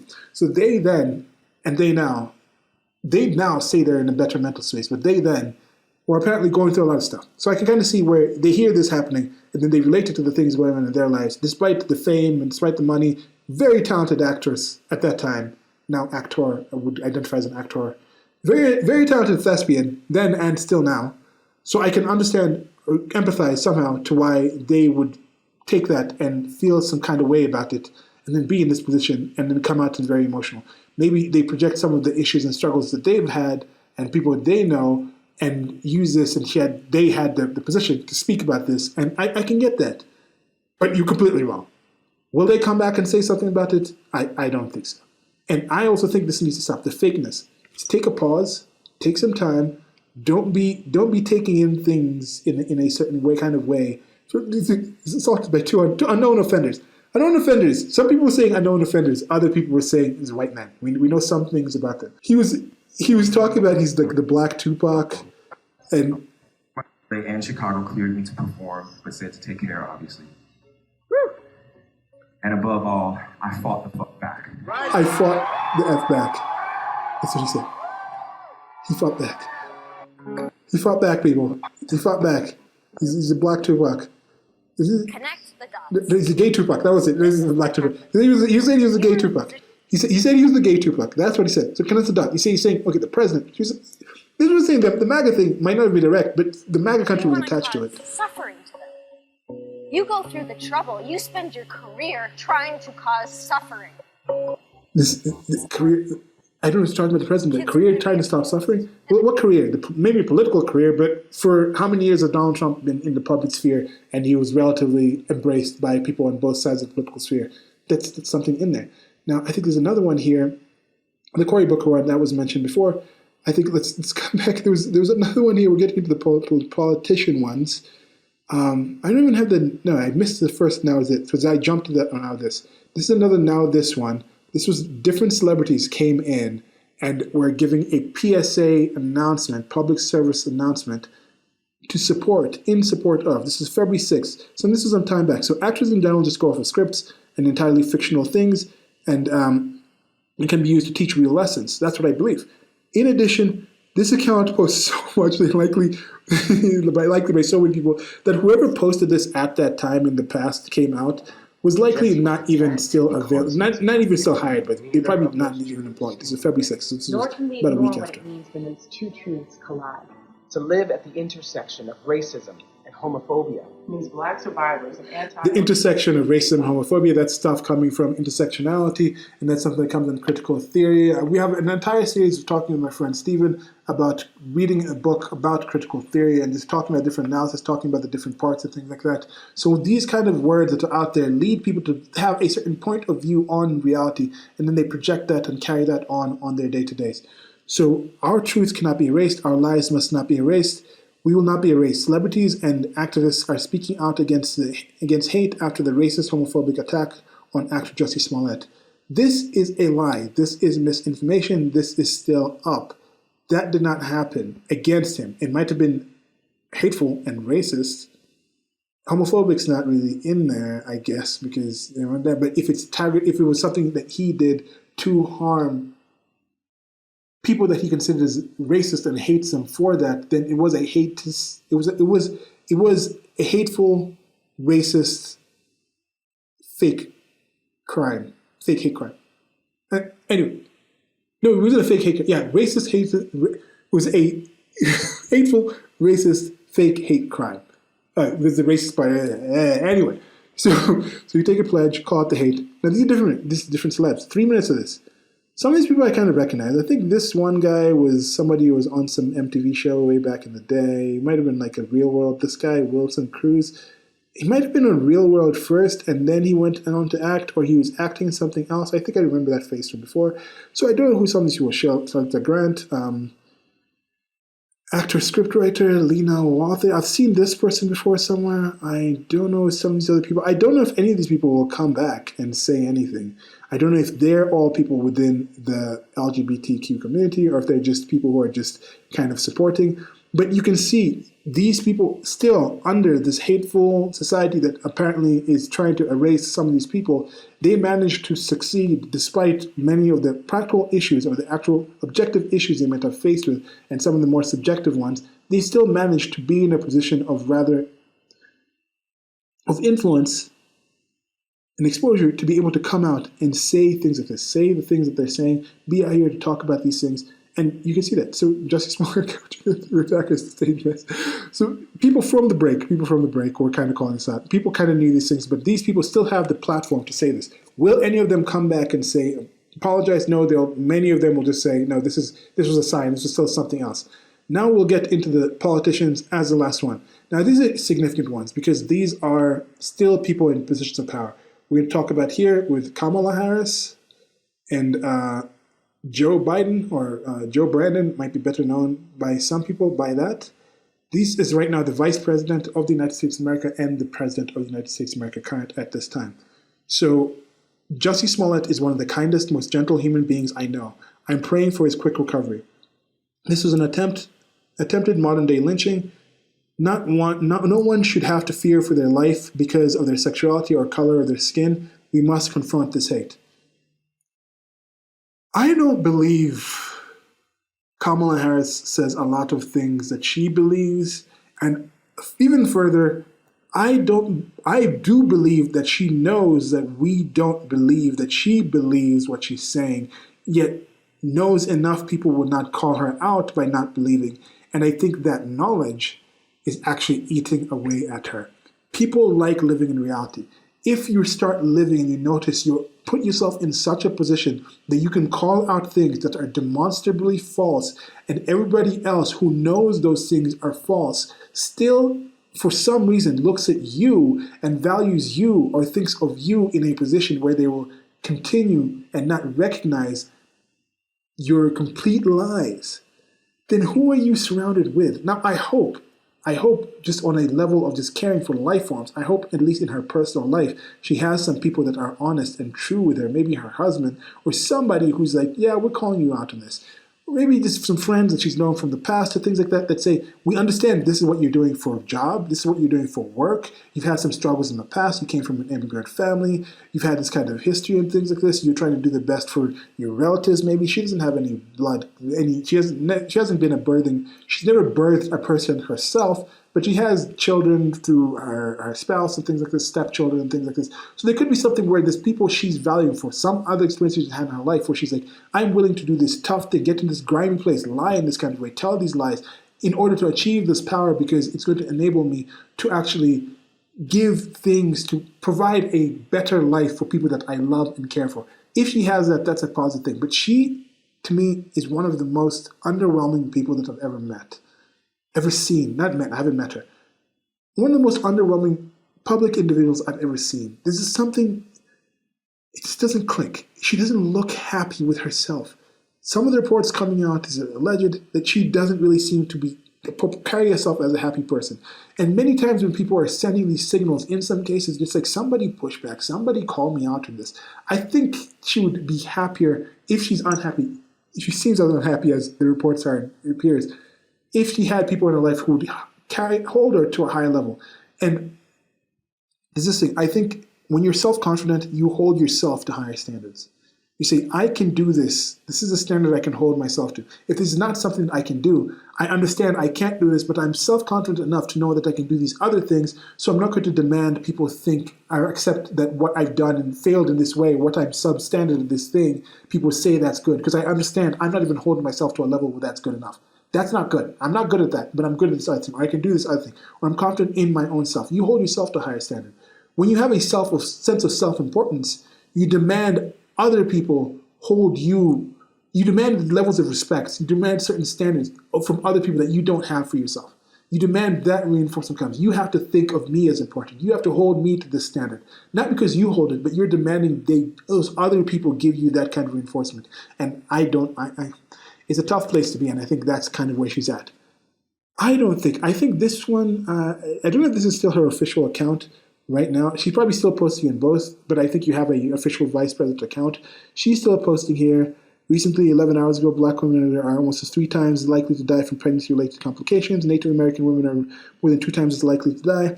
Women in rural America is 60% times, and our Build Back Better Act will do something about this. Just a little aside on the situation, she gave a short speech talking about this, saying the United States of America is far lower than most developed countries, and part of the reason is those illegal immigrants that I mentioned before. You have people coming into the country who've lived their entire lives in different places. Some people come to the country just to have kids at that time. They're not really, they're illegally, so they have this story. Some of these people might die in different ways, different kind of communities, different kind of diversity. So the levels of knowledge or levels of knowledge before actually having a kid differ a lot more in the United States of America than they do in other developing countries. So the percentage-wise, that's one of the things. If somebody, let's say, for example, comes across the border illegally and they're pregnant at the time, going through all the stress and issues that happened at that time, they've not had good nutrition, they've not been dealing in a good way, been exposed to different kind of intoxicants and things like that during that time, they arrive in the United States of America, they give birth to a child, and then they die. That counts as somebody that could be, let's say it's somebody of recent African descent during that kind of situation. That person will count as a death in the United States of America. So that whole birthright citizenship brings a lot of women who want to have their kids in the United States of America, and those people are carried on that tally. Another difference is how people actually qualify certain things. Somebody qualifies in a certain country, it's like, okay, if a child dies up to a month after, they'll count that into a death. In certain countries, it's like if a child dies only the day after, that counts as a death of the actual kid, the natality thing. If the mother dies within a month, that still counts as childbirth or complications from childbirth. If the mother dies while giving birth, that's only the time that it counts. So those are the things that kind of differ with that. But these are kind of things that I don't really expect politicians to go in, but I just felt like mentioning that. So I don't think she's going to change this. I think this might just be deleted, again, slowly by slowly. But as I mentioned, some people know certain things about certain people. She's met him. She knows him. It could be a kind of thing where it's like, hey, if you put me down, if you throw me under this bus, I'm dragging you down here with me. And I think we're going to see that with Chris Cuomo. He came out and he said, yeah, So they fired me for what I was talking about with Andrew, but they knew I was talking with my brother about these things. Chris Cuomo knows a lot of other things about the things that have been going on, in my estimation. Now let's go to President Joe Biden. Now with Kamala Harris, I think she might have a team doing this. With Joe Biden, I don't think any of y'all actually think the president was actually tweeting himself. Definitely nowhere as close to Donald Trump was actually tweeting himself. That was the thing. I was like, we're gonna get the phone away from Donald Trump. People actually thought the mean tweets. Get that phone away from that man. Joe Biden's not tweeting himself. He's not doing it. President Joe Biden of the United States of America is not tweeting. So with this one, he's not going to change this thing. So please, the Smallett tweet was from 2019. There was no reason for him to doubt. What? Jill Evans? And see, this is the thing. Jill Evans. I live in Ohio. My heart has never left New York. Jill Evans. There was no reason on January 30th for him to doubt. There was. What happened today to Jussie Smollett must never be tolerated in this country. We must stand up and demand that we no longer give this hate safe harbor. That homophobia and racism have no place in our streets or in our hearts. We are with you, Jussie. And this is the New York Times story of Jussie Smollett, one of the stars of the television show Empire, was attacked in Chicago by two assailants who yelled racial and homophobic slurs. The incident is being investigated as a possible hate crime. So he said, what happened today? He stated what happened today. He didn't say what allegedly happened today. He has made a statement. He's a politician. At least whoever was writing this for him at that time knows the difference between alleged and actual happened. This is a statement of something that has happened. So what happened today must never be tolerated. What happened on that day, for all intents and purposes, at this time, is a fake hate crime. I don't think that should happen. I don't think that should happen anywhere, especially in the United States of America. It's already tense enough without people adding these things. But that homophobia and racism, the racism that Jussie Smollett might have towards white people to think to start this kind of fake hate crime is something that should not be tolerated. It's something that should be done something about. But you see, this is it. People believe this. People believe this. Jill Evans, please, the Smollett tweet is from 2019, where there was no reason to doubt Smollett's claims. There was a lot of reasons. There was a lot of reasons to doubt that. The reasons were what he actually said. What he actually, and this in Twitterese, I just found out recently, is what the ratio means. When you get a lot more comments than you get likes or retweets, and that is a massive ratio right there. I don't know if this ratio is going to be changed now. Can they take away the number now that they've taken away likes on YouTube? Let's see some replies here. Like, come on. It's like, okay, I own that Biden spoke too soon. Oh, good. Wow. So she posted this yesterday and recorded this. And I guess the people came out onto her and said different things. So it's like, okay, I own that Biden spoke too soon. And I'm not going to argue that Trump did it all the time. We should expect the President of the United States to be more restrained. It remains that using a 2-year-old tweet to argue about a current situation is deliberately misleading. It's deliberately mislead. Now, I don't think what's that misleading? It's just showing history. When people went back with Trump and they said, okay, look, Trump said this thing in private to Billy Bush about something that he might do to somebody who lets him do something, people were using that as evidence that he was some kind of sexist misogynist that supports assault.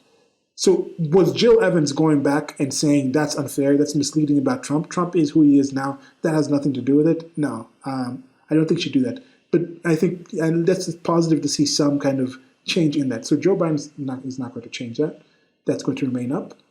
New York Times, this is the story. Is New York Times going to come back? And you see here they said alleged, so that's the kind of thing that's the case where you're just reporting a kind of thing. It's okay. So the hate rhetoric of Trump, you see, this is the thing. The hate rhetoric of Trump flared up an already bad situation. But don't just stand up because he's on TV. Every year, thousands of black males die, but you don't see politicians tweeting about this. Wake up, Black America. Majority of black males who die are killed by other black males. This is what I'm saying. When people say this, what does he mean? Does he mean thousands of black males die in situations that he would consider to be hate crimes from non-black people, killing those black people primarily because those people are black? And I think some people truly do think that.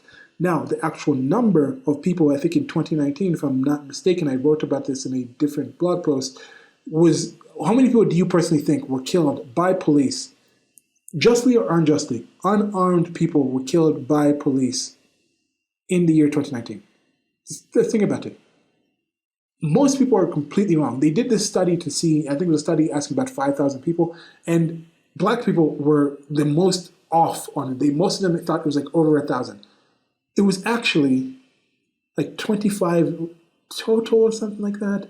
It was below 100 total, which is still a lot. No, I think it was like 25 total. Half of them were white, half of them were black. No Asian people, but then you actually look at the actual figures, look at the actual violent crimes, because people call the police first, and the people come, and they're in a situation, hardly ever a time when people just come in and shoot. There is a court case right now, Kim Porter, where she was doing a stop with somebody in Ohio, and the person got back in the vehicle and tried to run, and then she says, taser, taser, taser, and she thinks she's holding a taser and pulls out to try to tase him, and it was her gun, and the person was shot. Things like that are very infrequent to actually happen. That's why people go back to George Floyd. Before George Floyd, when George Floyd came up to talk about Michael Brown, hands up, don't shoot. Hands up were not. That was found to be false. That didn't happen. They go back to Trayvon Martin. They go back to different situations. Alton Sterling was a different situation as well. They go back to these other situations. They jump back these major ones that jump out to these different years because it's not so frequent. If it was thousands, you just have a website here that you could just list and post up every time and say, wake up, look, it's thousands of people. But in that situation, you look at the actual numbers of people. You look at the actual interactions police have with black people, police have with white people, criminals, people that are suspected criminals, people that are shooting at them, people that are in the process of committing certain crimes. You look at the actual percentage, and black people are actually shot at a lower percentage than the white people are shot. So let's say it's 100 white people deal with police, 100 interactions between police and white people, 100 interactions between police and black people. 5 of the situations white people are shot, and then with the black people, something like 4. But there just happens to be more interactions with police and black people than there are with white people. That's why it's up to half. So from around 13% of the total population, 3% of that specific population, because males between 16 and 35 is the majority in this group that commit these violent crimes, they are highly overrepresented in those groups, and especially when you start talking about actual racial hate crimes, Stop Asian Hate and things like that, check who's mostly the perpetrator in that. So the number is a lot lower than you think. So possible, what the F? They put a noose around his neck and poured bleach on him. The bleach thing coming off some kind of like 4chan type of meme type of thing where bleach was considered just like turning things to whites. I don't get why the bleach, was that ever used? So it looks like many folks in this thread still haven't learned the lesson on how to wait for facts. How many times do you have to be horribly wrong before you realize that a knee-jerk reactions are not so great? See, this person was posting this, Leonidas Johnson, leave me alone as his pronouns. He posted this on the 29th, so people were seeing this. So what?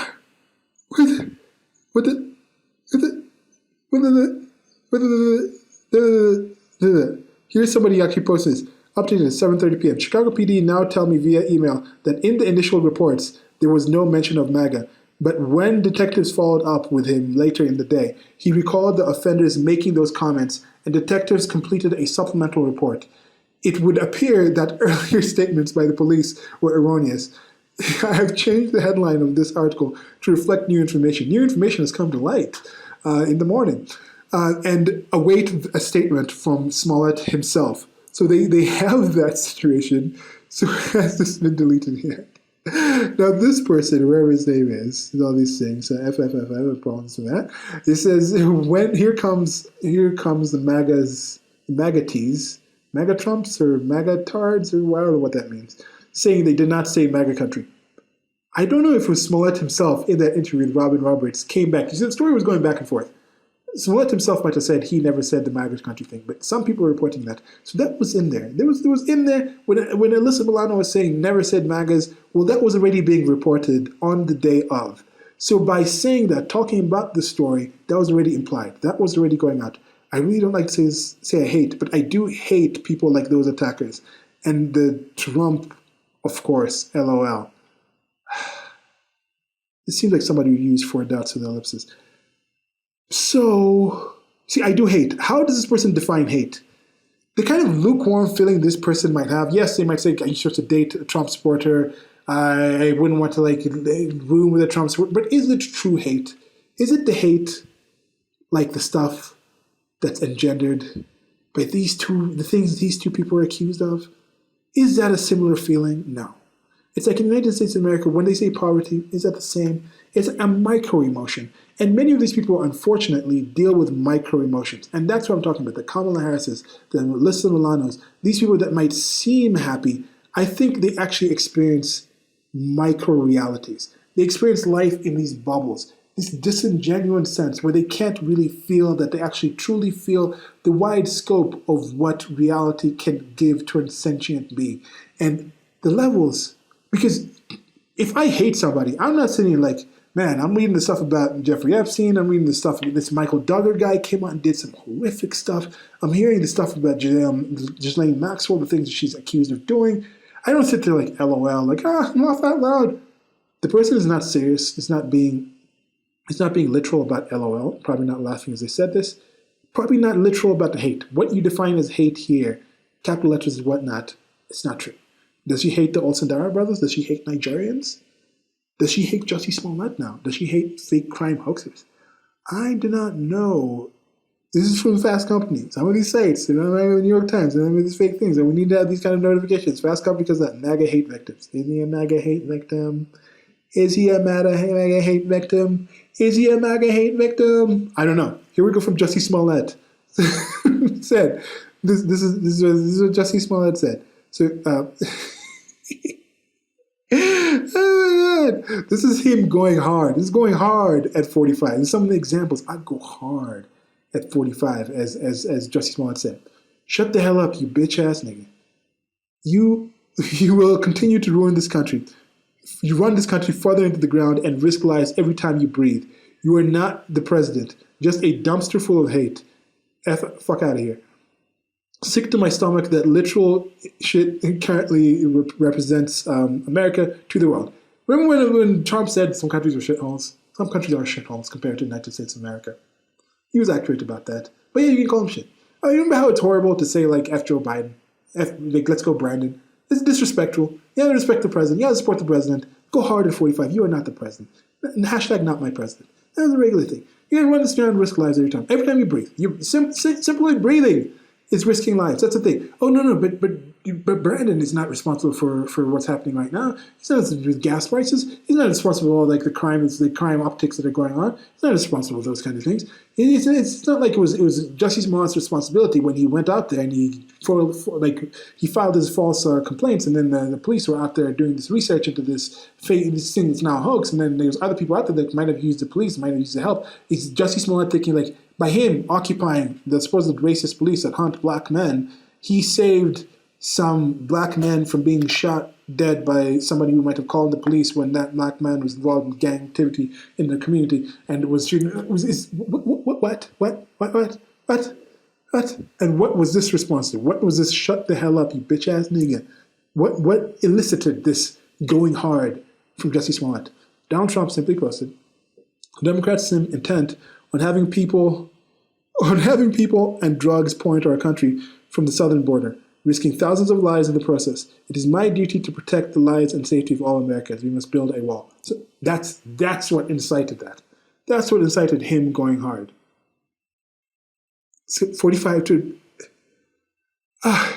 again, New York Times. Will they come back? 51.1 million followers. People were believing this. Let's get to that. Rashida Tlaib, another politician. This is a quote from a GQ article the day after. When one of the most famous black and gay men in America is not safe, the message is clearer than it has ever been. The dangerous lie spewing from the right wing is killing and hurting our people.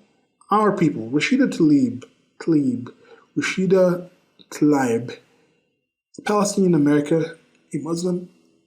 I don't know how much she identifies with the current Palestinians or what kind of Muslim she practices as, but I've heard some rather questionable things that happen to gay people in Muslim areas. Now, I don't know if this happens in Palestine as well, but there's some things about elevating them to higher locations and then de-elevating them relatively fast. That is a common thing that still happens today in certain places that Rashida Tlaib might consider to be part of her people. Now, I don't know. I don't know. Disinformation by ending up. This is disinformation. Sure is this. That's true. Same two guys. So this person said, I didn't know is a report. I didn't go. I didn't go. No. I didn't know. This is a reporter, and said disinformation. Said no, it's true. The same two guys got into a knife fight with the owner of the car responsible for the Christmas parade accident. And this is a recent thing with Darrell Brooks. They said Darrell Brooks. Some of the reports coming out immediately after Darrell Brooks had committed this horrific massacre of people engaged, children, old women, drew through them, swerving through them. He was running. He was escaping the police from a knife attack, and then he ran into this parade, and he was just trying to get away. That's what some actual reports are coming out and saying. There's actually some people actually saying. So this person's kind of joking and saying, yeah, this is insinuation then, and the person's kind of joking, like saying, like, yeah, no, it's the same people. Those people somehow, these imaginary people, and that's the thing. Imaginary people did this action because the Olsenauer brothers never actually did this. So the dangerous lies spewed from the right wing. What right wing? It's Trump that did this. Apparently, it's Trump that did this. We can blame this on Trump. We can do this on Trump. So that's it. That's the end of the article. Even now, this thing was there. So that's it. The end of this talk about Jussie Smollett. When did you first hear about this case? And when you first heard about it, did you believe what you initially heard? Have you changed your mind on this before it came to the actual court case? Do you think the court case was wrong? Why do you think the people who posted the things that they posted about it still have these things up? Do you think it's something that some of these people will take back? What do you think is the purpose of this? Who do you think is the actual... I'm asking a lot of questions here, right? I mean, you came here to listen to somebody talk. These are some of the things and thoughts and the things that come with this. If you've listened to this long, you probably are somebody that would think of these questions. But some of the importance for this is not necessarily what you personally thought. But pay attention to these people who talk about certain things and say certain things. Some of these people were not serious when they actually posted what they posted. These are some relatively unserious people in some cases, but it is still worth paying attention to and understanding and taking seriously the things and ways these people act, because people behave in certain ways based off of them. So I think you should pay serious attention, especially in your personal life, to the people that say things like this, because when you need someone, and we are a social being, we do live in a community, when you need somebody to look out for something that could harm you or your loved ones, it is best to be in a position and surrounded by people who have an accurate ability to understand what reality is, and they can protect you from certain dangers.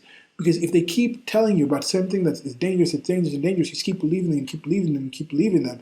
And then the time that thing is actually true, it's been wrong these times, you start not believing them. The time that danger actually comes, you might be weakened by believing this person already, and then you fall into this danger.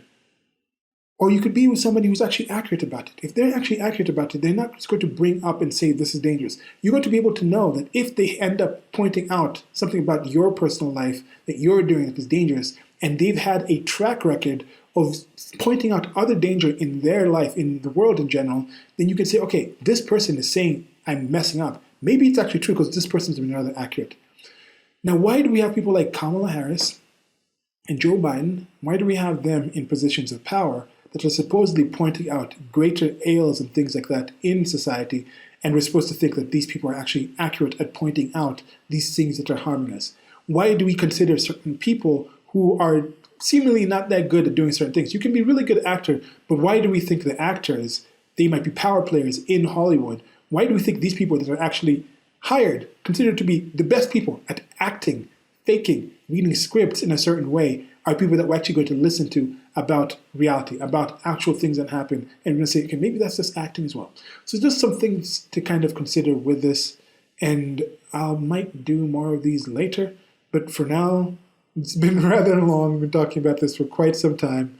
And that's it for now. Like, share, subscribe. I might talk about this Smallett thing later. I'm probably just going to be checking in a little bit and see if maybe a significant number of these people start taking these tweets down. Then I think I will actually go in and check and see if the people who still have it up have mentioned Smallett, or just check. All right, goodbye.